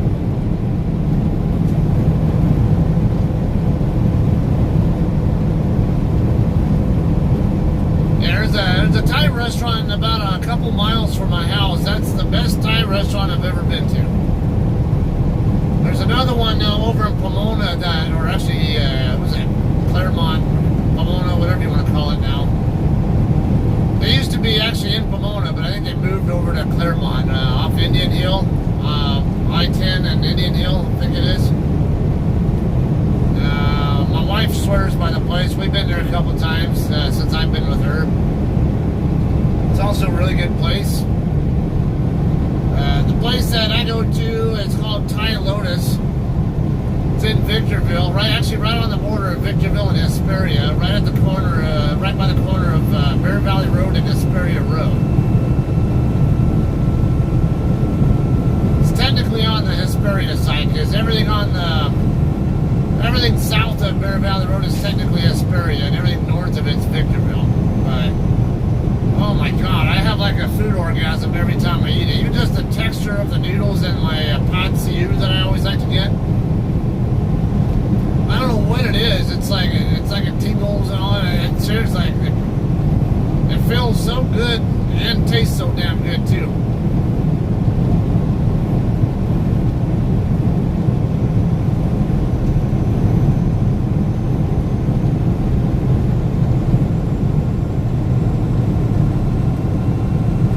And when I was at March Air Reserve Base, there were quite a few Thai restaurants there in Moreno Valley that we'd regularly go to between one or another or whatever during our lunch breaks. My favorite over there was a little hole in the wall one called Miss Pad Thai. There used to be another one right down, that's on Alessandro, right by Frederick Street there in Moreno Valley. There's another one a little further west that used to be there. They used to be the best one around for years. And for some reason it went out of business. I think it was because of the Great Recession. I want to say that's about when it went out of business. And then someone else opened up a new Thai restaurant in the same place. And they didn't last too long, but they were decent.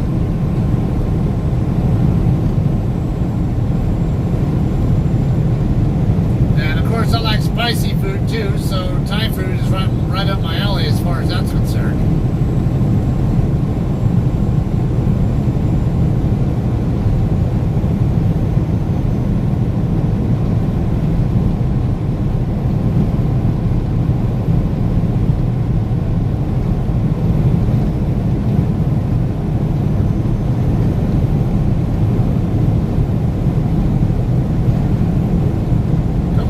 Ludlow, about 50 miles out from Barstow now.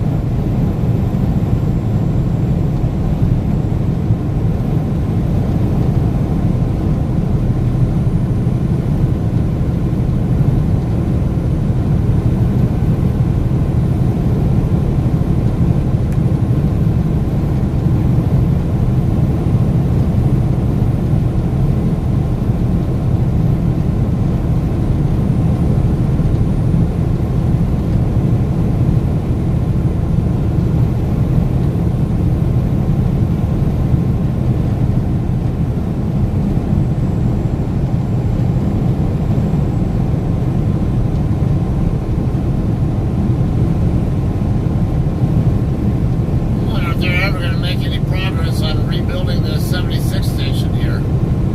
It's been down for renovations for quite a few months now. Say they're working on it, just how long it's going to take to actually finish it, I don't know. And I think the coronavirus is not going to help that situation either.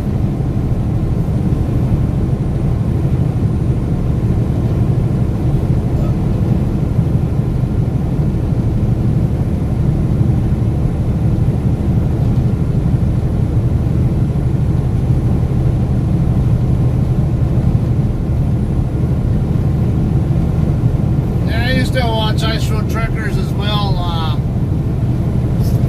for at least the first few years of it, I'd say. I even saw that other one where, what's that, Rick and then, what's her name? You know, a few of them would actually go out to India and do some of their, like, deadliest roads, whatever thing that they do.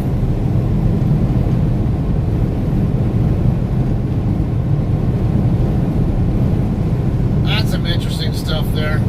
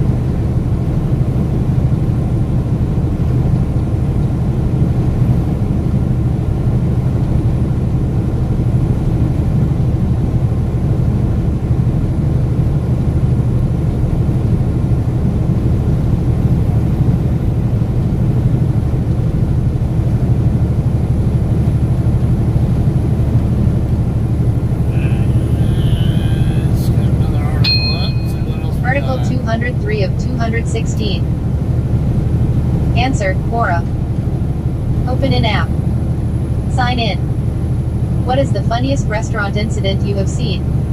Robert Victoria, former sous chef.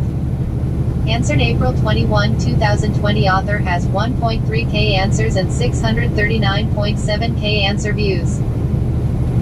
A drunk who had ordered for inside came up to the register with his pizza and asked if he could get it to go. I said, sure, let me get a takeout box. I turned around to get one, and the guy took off. A rookie cop doing paperwork with her trainer was ready to go after him. I motioned her back, he's paid, and I can get the platter back from him later. He was a regular, and normally nice. Later, as the officers were leaving, we watched him come back to his car. He sat the platter down on the car, a foot too high.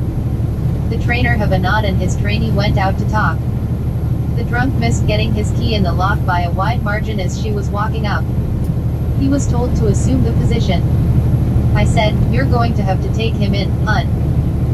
We'll give him a ride home if he cooperates. Quote. He kept turning around to talk while assuming the position. Me, she's being pretty patient. Yep, she'll be good. The drunk turns around and wags a finger at the cop. Me, oops, have a nice night. The foot sweep happens, the trainer nods and walks out to help. 60.3k views. You 514 upvoters. About the author. Robert Victoria. Former sous chef. Studied at McAllister.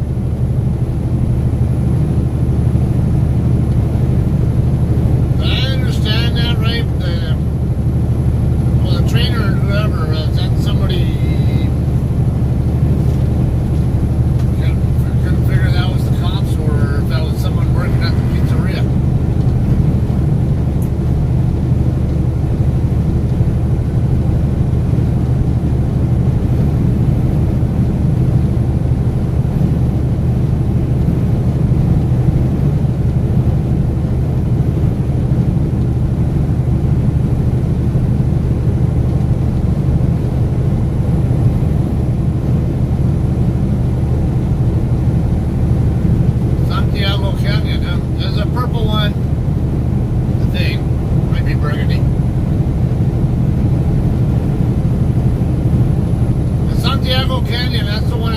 the west end of the hills that are by Corona, I think, right? It goes down down from like the 91 freeway down toward like Lake Elsinore.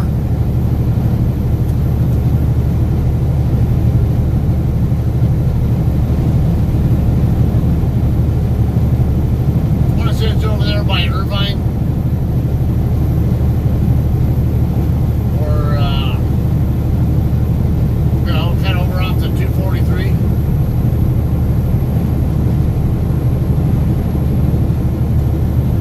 Near Lake Forest, okay.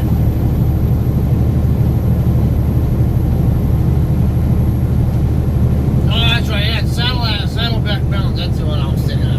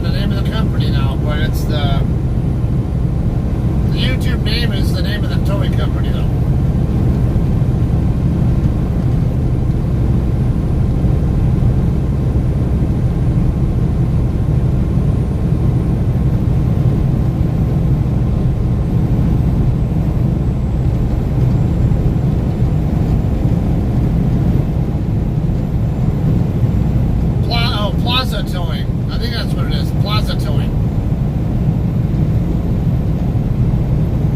Yeah, Plaza Towing is based in Indio, and they're always over there on the around I-10. Like a lot of times he's getting people unstuck from the dirt lot over there by Del Taco right now. That's right next across the street from the Love's truck stop there.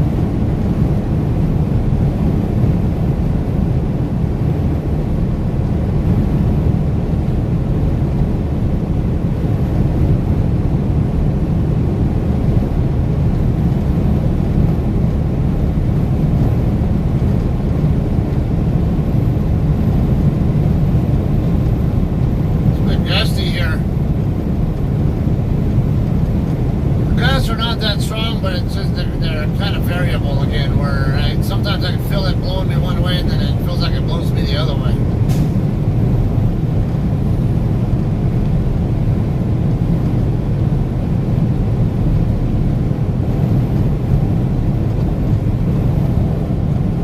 What is the next one we have on? Listening. Article 204 of 216. Straight from the source, Quora.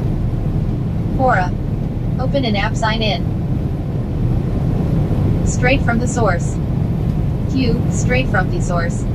A collection of I was there answers on Quora. Main. People. Stephanie Bardavis, attorney, adjunct professor of sports business at University of Oregon, 2013 present. Shared 9H ago. What do rock stars do after a concert? Alexa Wallace, creative application and software development at Apple, 2007 present. Updated April 28, 2020. I am friends with pretty much all the guys in Metallica, mainly through Lars, with whom I am closest. Over the years I've also become really close friends with their wives, etc. They really are pred. Continues view 8 upvoters. Adding comments disabled. Please log in to add a comment. Leonard HREN. 8H ago 1 upvote. Eat, drink and be merry. Having driven luxury transportation for several years, I witnessed the behavior of rappers, rock and roll stars, top 40 artists as well as country and western. Most had that behavior in common. Not unusual, as many entertainers experience anxiety pre-show, causing a lost appetite. Then after, the amount of energy they spent performing, a hunger and thirst was common. Open an app. Article 205 of 216. For the rest of the story. Answer, Quora. Okay, so I pre-screened that one. And that one was supposed to talk about how, when Metallica would perform over in international areas, as soon as they had the last song played, and then they'd have kind of an encore thing going on, the lights would go out. As soon as they got outside of view of the fans, they took off running. They would take off running as fast as they could, all to the vehicles that are taking them out away from the venue, so they could hurry up and get out of there and to their in the direction of their next venue before they get hoarded by all the fans and then never be able to get out of there and make it to their next venue.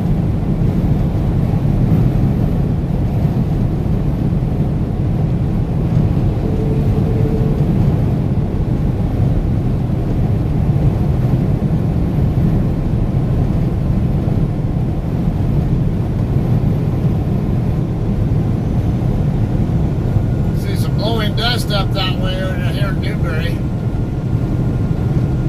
Newberry Springs area.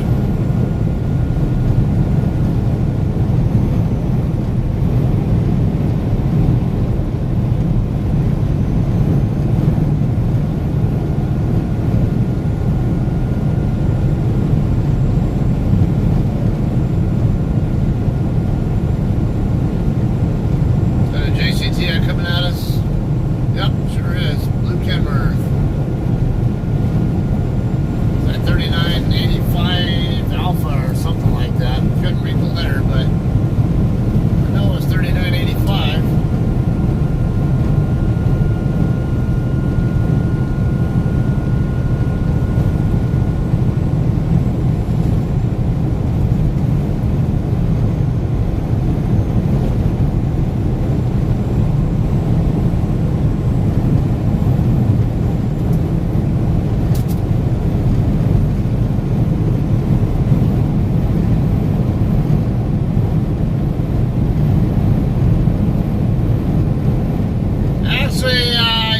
I just did a 10-hour break in Greenville, South Carolina, barely a week ago.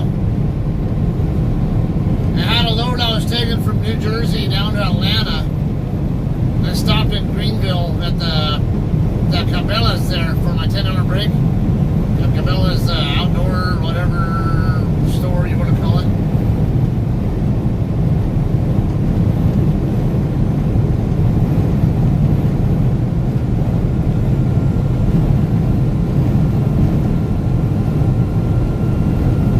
James.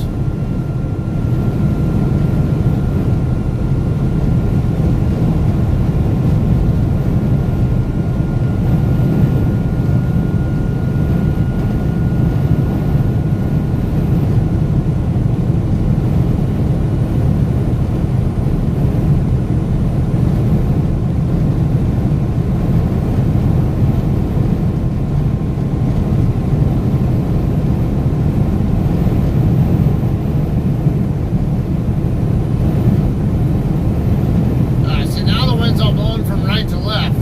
Not too many miles ago, it felt like more like it was blowing from left to right.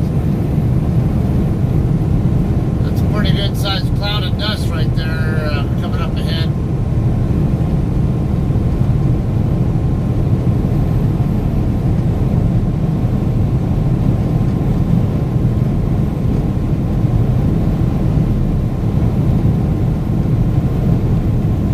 Dash cam videos are common from South Carolina. Okay. A lot of stuff going on there or something, or not really noticed. Remember back in the day, it seemed like everything that was dash cam related came out of Russia.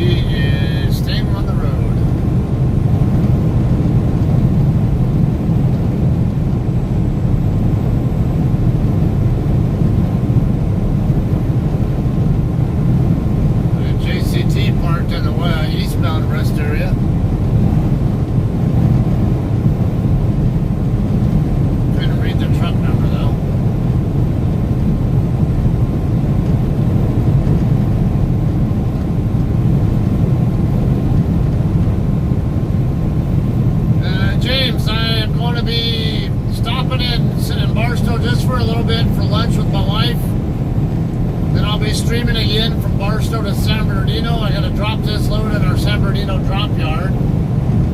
Then I'll grab another load that is going from our drop yard to the same place this one's going to do, which is Colton. After I'm done delivering that load, I'll be done for the day. Well, but I still gotta, I'll have to drop that trailer back off in our drop yard and then grab another one that delivers tomorrow morning at 5 a.m. also in Colton. Colton to Ochalata, Oklahoma tomorrow at 1300.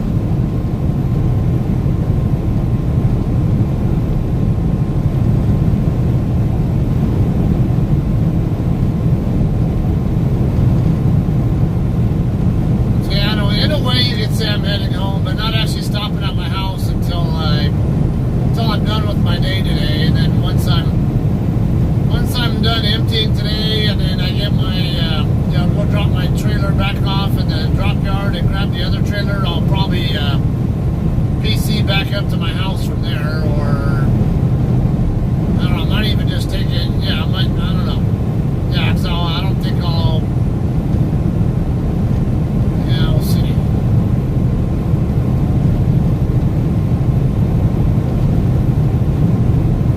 Probably too late to find good parking over there. Well, yeah. I'll probably be at a clock anyway, so if I'm gonna have to PC, I might as well do it with my going home doing so.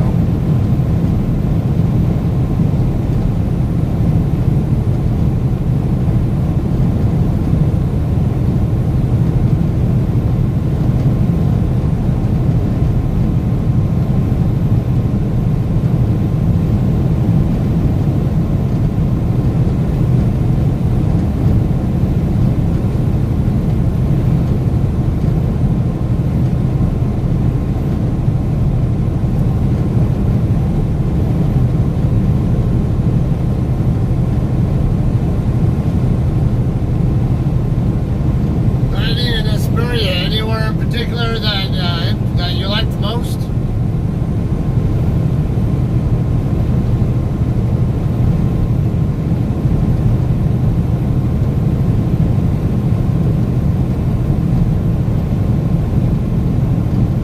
Oh yeah, PC means personally convey. It means I drive off duty because I'm driving for personal reasons.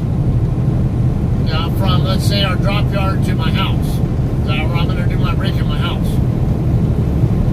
As long as I'm driving, as long as the movement is for my personal use and not for advancement of a load or for the company's benefit, I'm allowed to PC.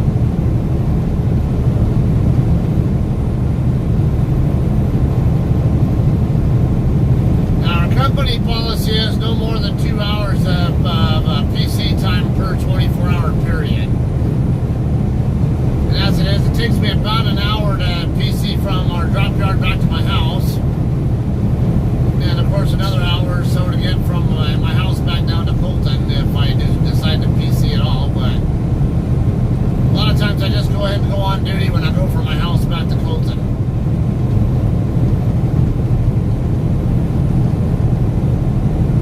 Cafe off of 15 and 395. Oh, you're talking about the outpost? One right there at the pilot truck stop? Well, now this guy's finally deciding to pass. If you had how much time to be able to do that, and you're finally deciding to do that now?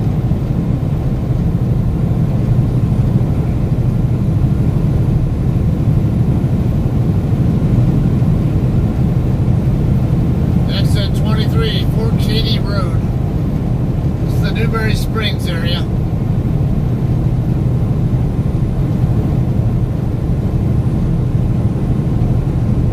North end of that junction, okay. Yeah, because you got an Outpost Cafe right there in the same lot as the pilot truck stop. And then, let's see, there's some other little place, like a little brewery and some other stuff just a little bit north of there.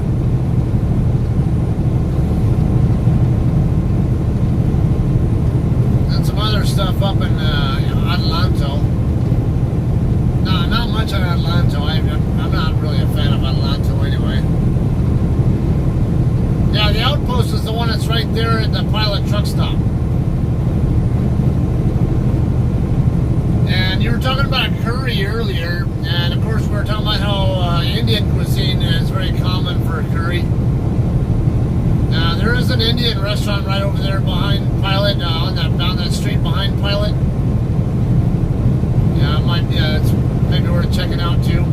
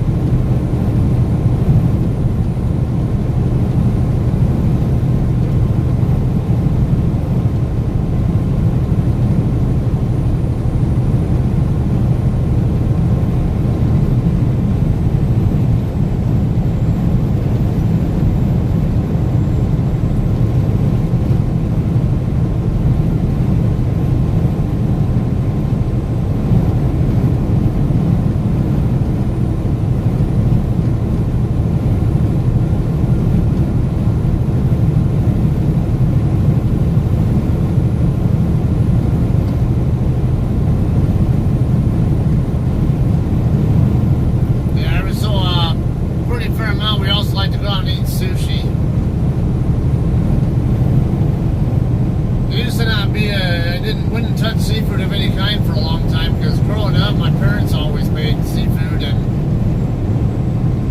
and a lot of it either smelled and or tasted funny to me. I didn't like it, so I was reluctant to ever touch anything seafood related, and wasn't I'll spend time in Alaska. Everybody I was there with kept wanting to go salmon fishing, but like I don't eat salmon and I don't know how to fish, so like I'll just sit here and hang out and watch you guys or something. Then later on I go out to Guam and we all go to this all-you-can-eat buffet kind of place. I remember someone had told me that if you're not a seafood eater, the two that you should try are salmon and halibut. We go to this buffet and I eat pretty much everything the type I did like, that I knew I liked, and then they had a salmon in there that actually, it actually looked pretty decent. I was like, you know what, it's already paid for anyway, why not? I'll just go ahead and give it a try and see what it's about. And it actually wasn't bad. I liked it. I got to where I like to eat salmon a lot. And then when my wife and I got together, she talked me into going to get sushi with her once and gave it a try. I'm like, damn. I've been to sushi places before, but wouldn't touch anything because I didn't like fish.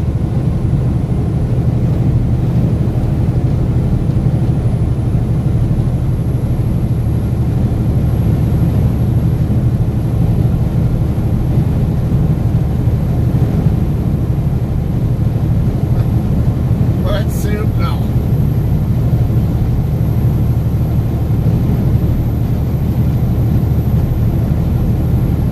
Lisa, you're missing out. It's good.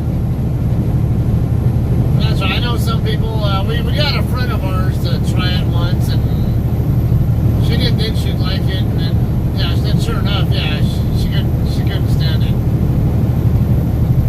Oh yeah, I'll tear it up.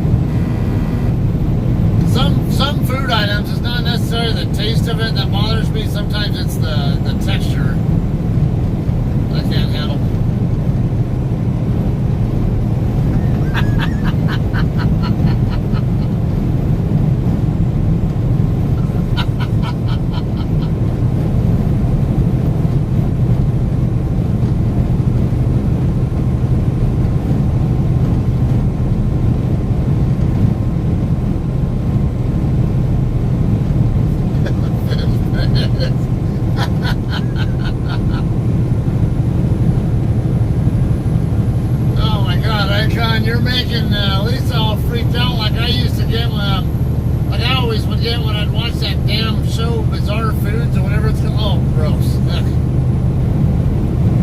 I couldn't stand watching that show. I still don't like watching it. I watched that and I asked, what the fuck is wrong with that guy? That guy's got something seriously wrong with him, eating all that stuff he eats.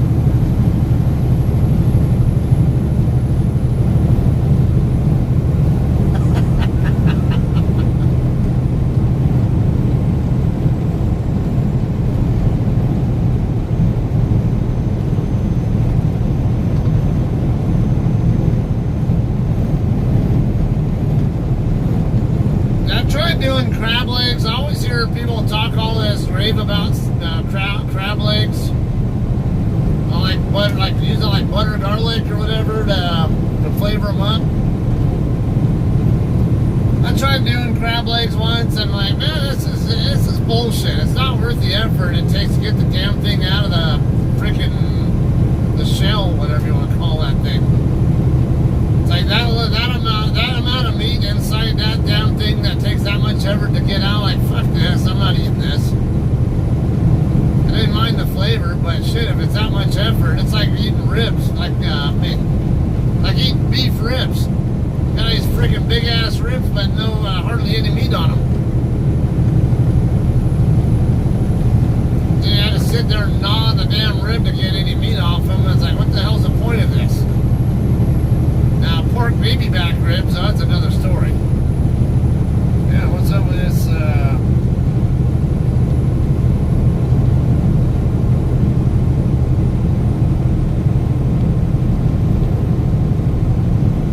Can't tell what's going on with that moving van over there. He's got a cop behind him, but looks like he's signaling to get back on the interstate lanes, but all the traffic coming out now, I guess it's not able to do it.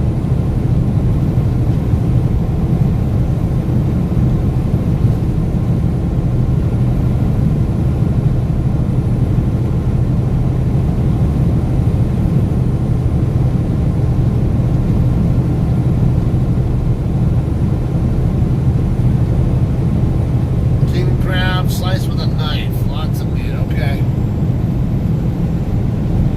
I'm not against having crab legs or whatever if someone else does the work of getting it out of the damn shell. In fact, there's sushi rolls that I've done that have crab in them, and I like them.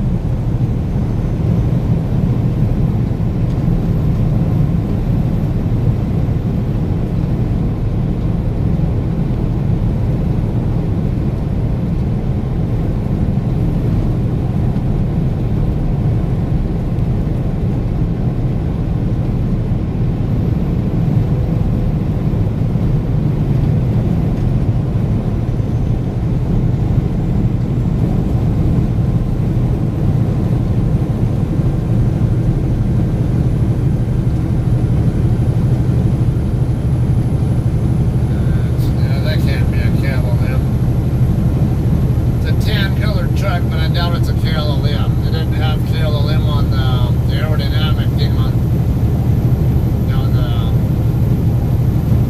top of the cab. Nope, Mendez Transportation. Landstar affiliated, okay. Exit 12, Barstow Daggett Airport, coming up here.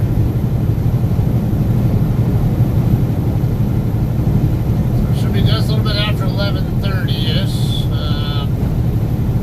Maybe a slight bit later by the time I get off the freeway. And as mentioned, I'm going to get my reefer fuel first. Unless my wife is on here already watching, I don't know. But I don't want to keep her waiting because she's busy working too. I can do them in either order. Meet up with her or get the fuel. Just she is watching. Okay. Okay, I'm passing by Barstow Daggett Airport right now. I need to get reefer fuel while I'm there, so I can always get the fuel first if you want, unless Well, then again, you never know how long I might have to wait for the fuel, so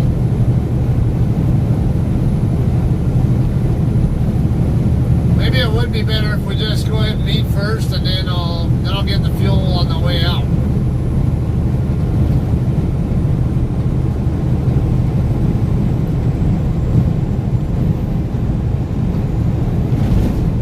Yeah, we can meet first.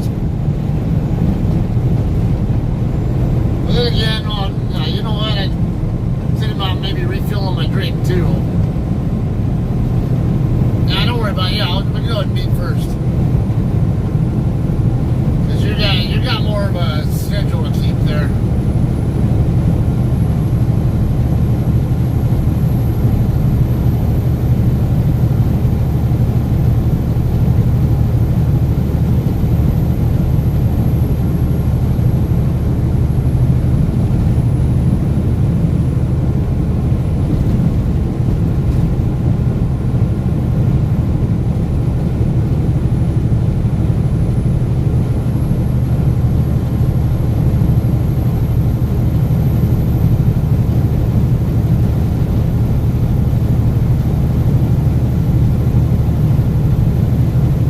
Maybe we can do like Habit Burgers or something. I think Fat Burger is supposed to reopen. I can't remember when. I saw it posted in the Barstow Facebook group.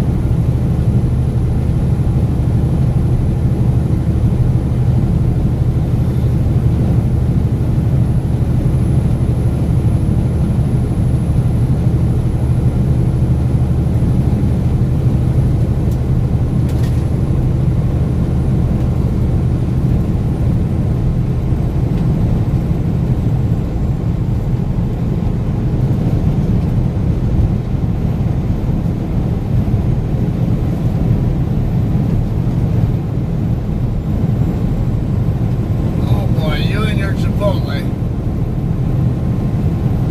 I'll do Chipotle. I'm just, for some reason, I'm in a burger kind of mood. But are we still talking about getting Texas Roadhouse tonight?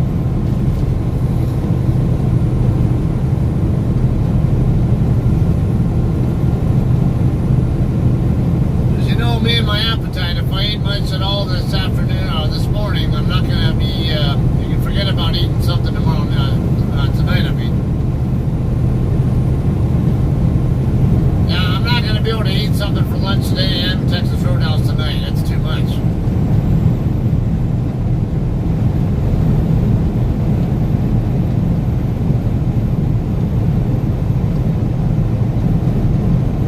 And to be honest with you, I don't want to eat at the end of my shift anyway, so probably be better if we just go ahead and have lunch. If you want to get a Texas Roadhouse, fine, but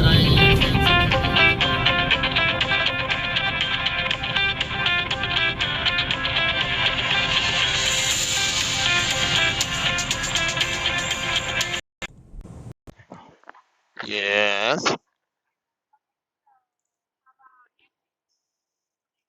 What?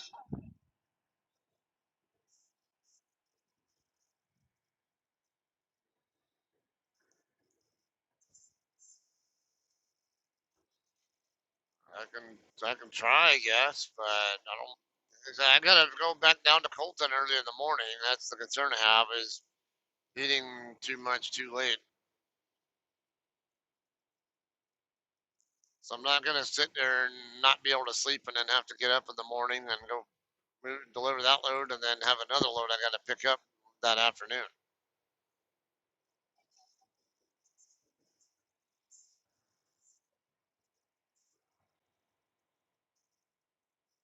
Assuming I can stop at the house after I'm done picking up.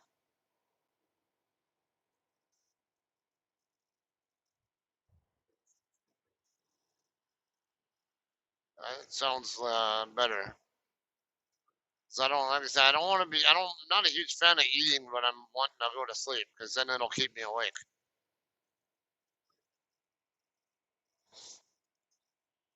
All right,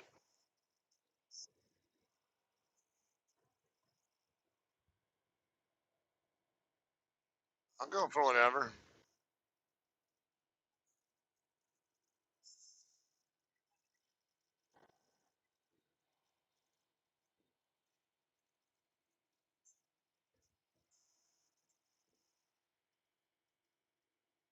Okay, I guess hopefully there's no line. I can do that and then park it, and we just go run across the street. Okay. Yes. All right. Love you too. Bye.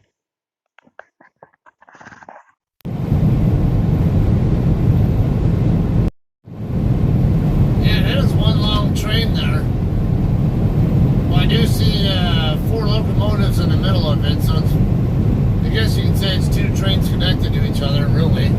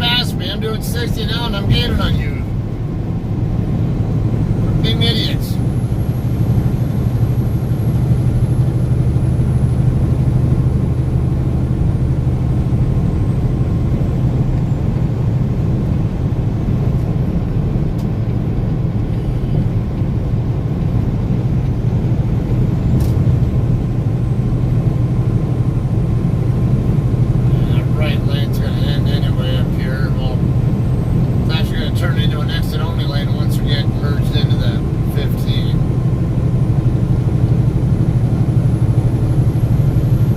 I'll just stay where I'm at.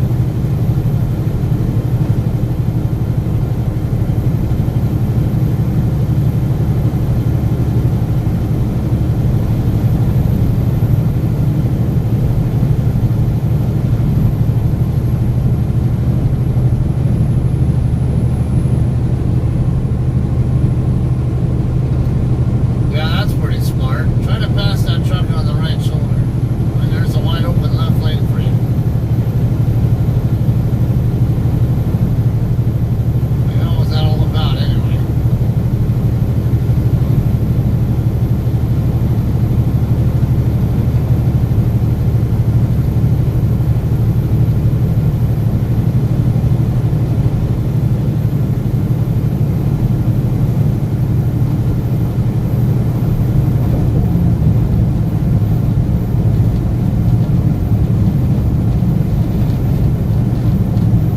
Getting off at Barstow Road, lady? Is that why you're not going around these trucks?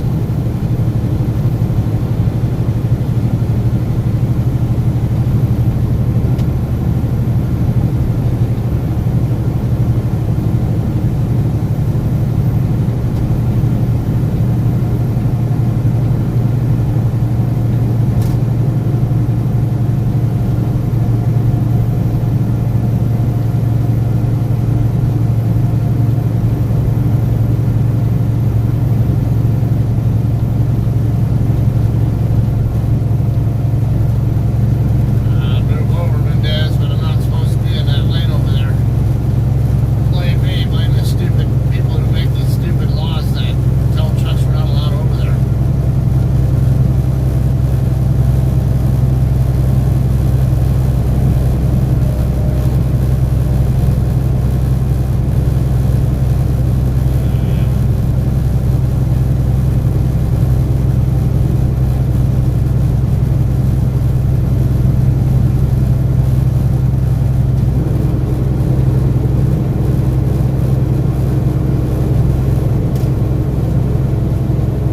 There you go, Mendez. Get back by me if you want.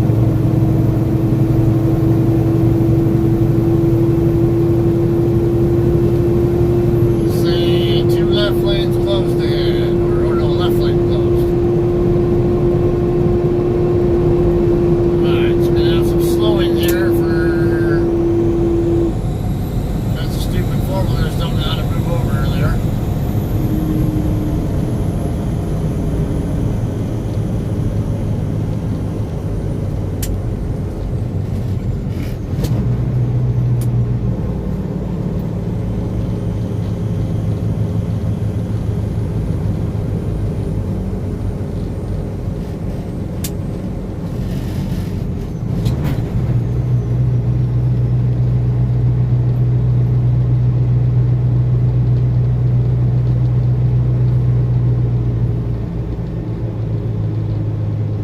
Yeah, 57 is definitely busy because it's a very common pathway for people trying to get to or from the Inland Empire versus then up to Central and Northern Cal.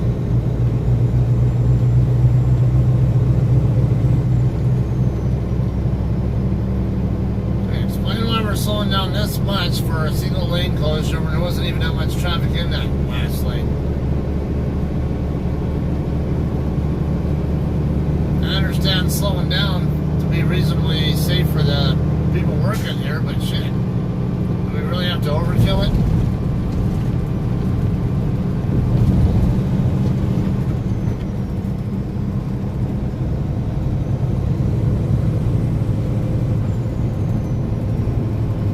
Barstow, you're starting to frustrate me, and that doesn't happen very often.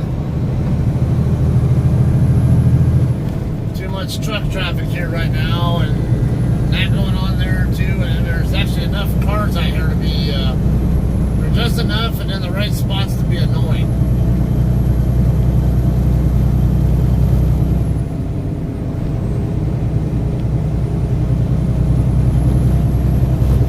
Gonna have to move over after this flatbedder gets by me. This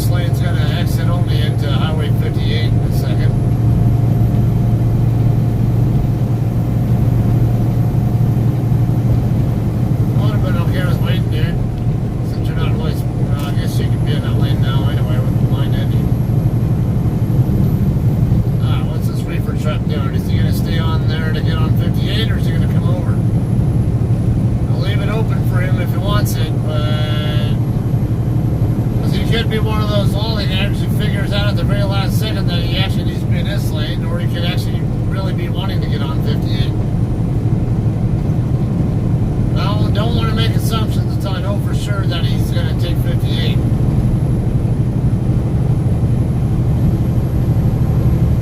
Could be an asshole and just get beside him anyway, but I don't usually start the asshole game. I usually finish it. Yeah, he's staying on 58. Okay.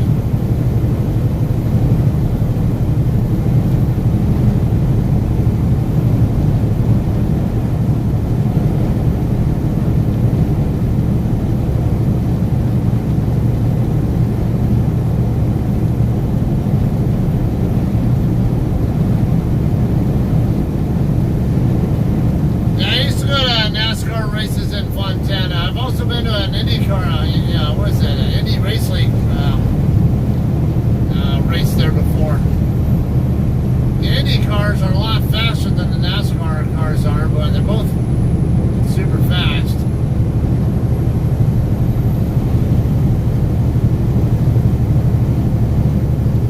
NASCAR cars have a louder roar to them, but the Indy cars just have that higher pitch whine kind of sound, whatever, but man, they haul ass on that backstretch.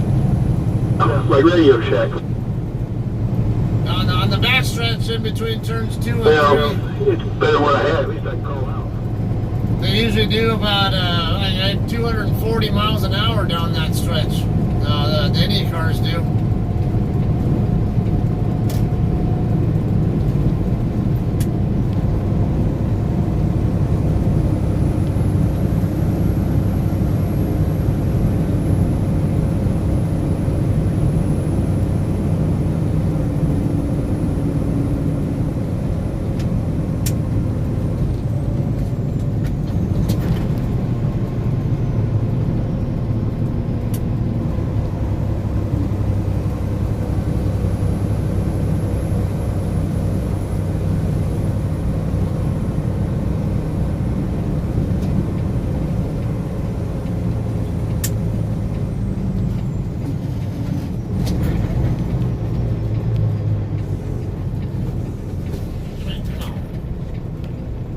Trailer out of my lane.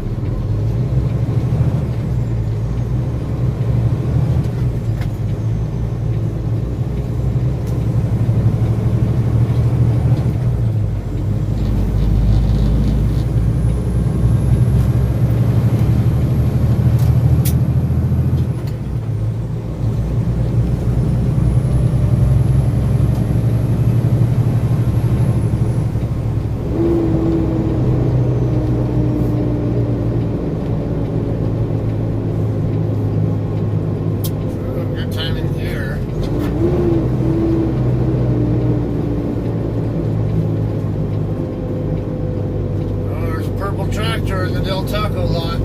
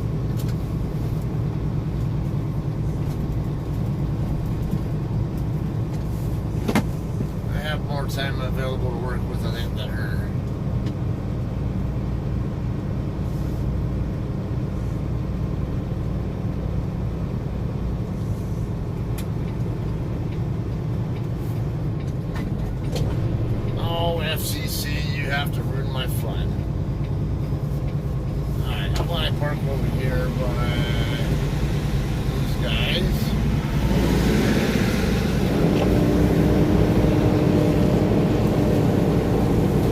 Don't have to be too picky about where I park, as long as I know what's going on with FCC.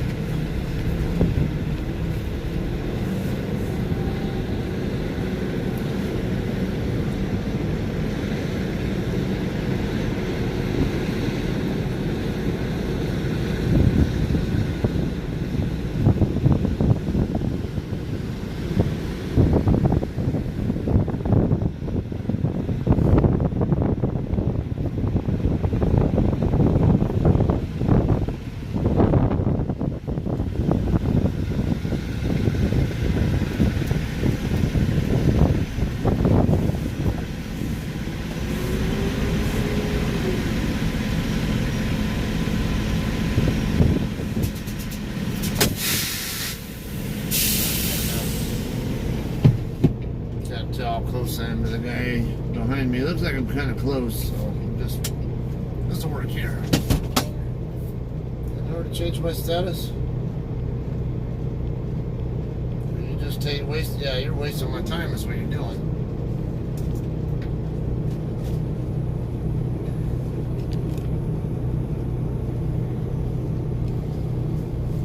Okay, so parked. Yeah, don't. That could be useful backing data.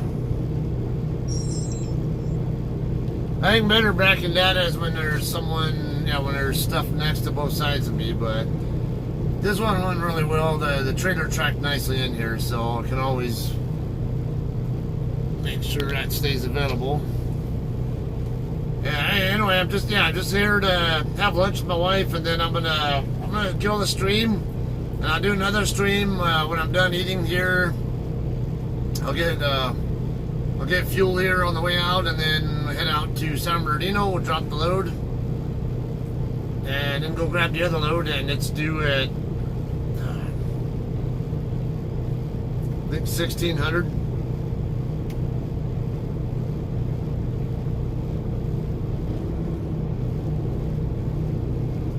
Yeah, 1600. So I'll want to be there ideally around maybe 1500 or 3 p.m., which is. I have less time than I think. Yeah, I'll be fine, but it'll be a lot less time to work with between when I leave here and get over there than it seems. So I'm gonna go offline and say I'll be back on when I'm done eating, and we'll see you guys in within the next half hour, perhaps. I don't know. So see you guys later.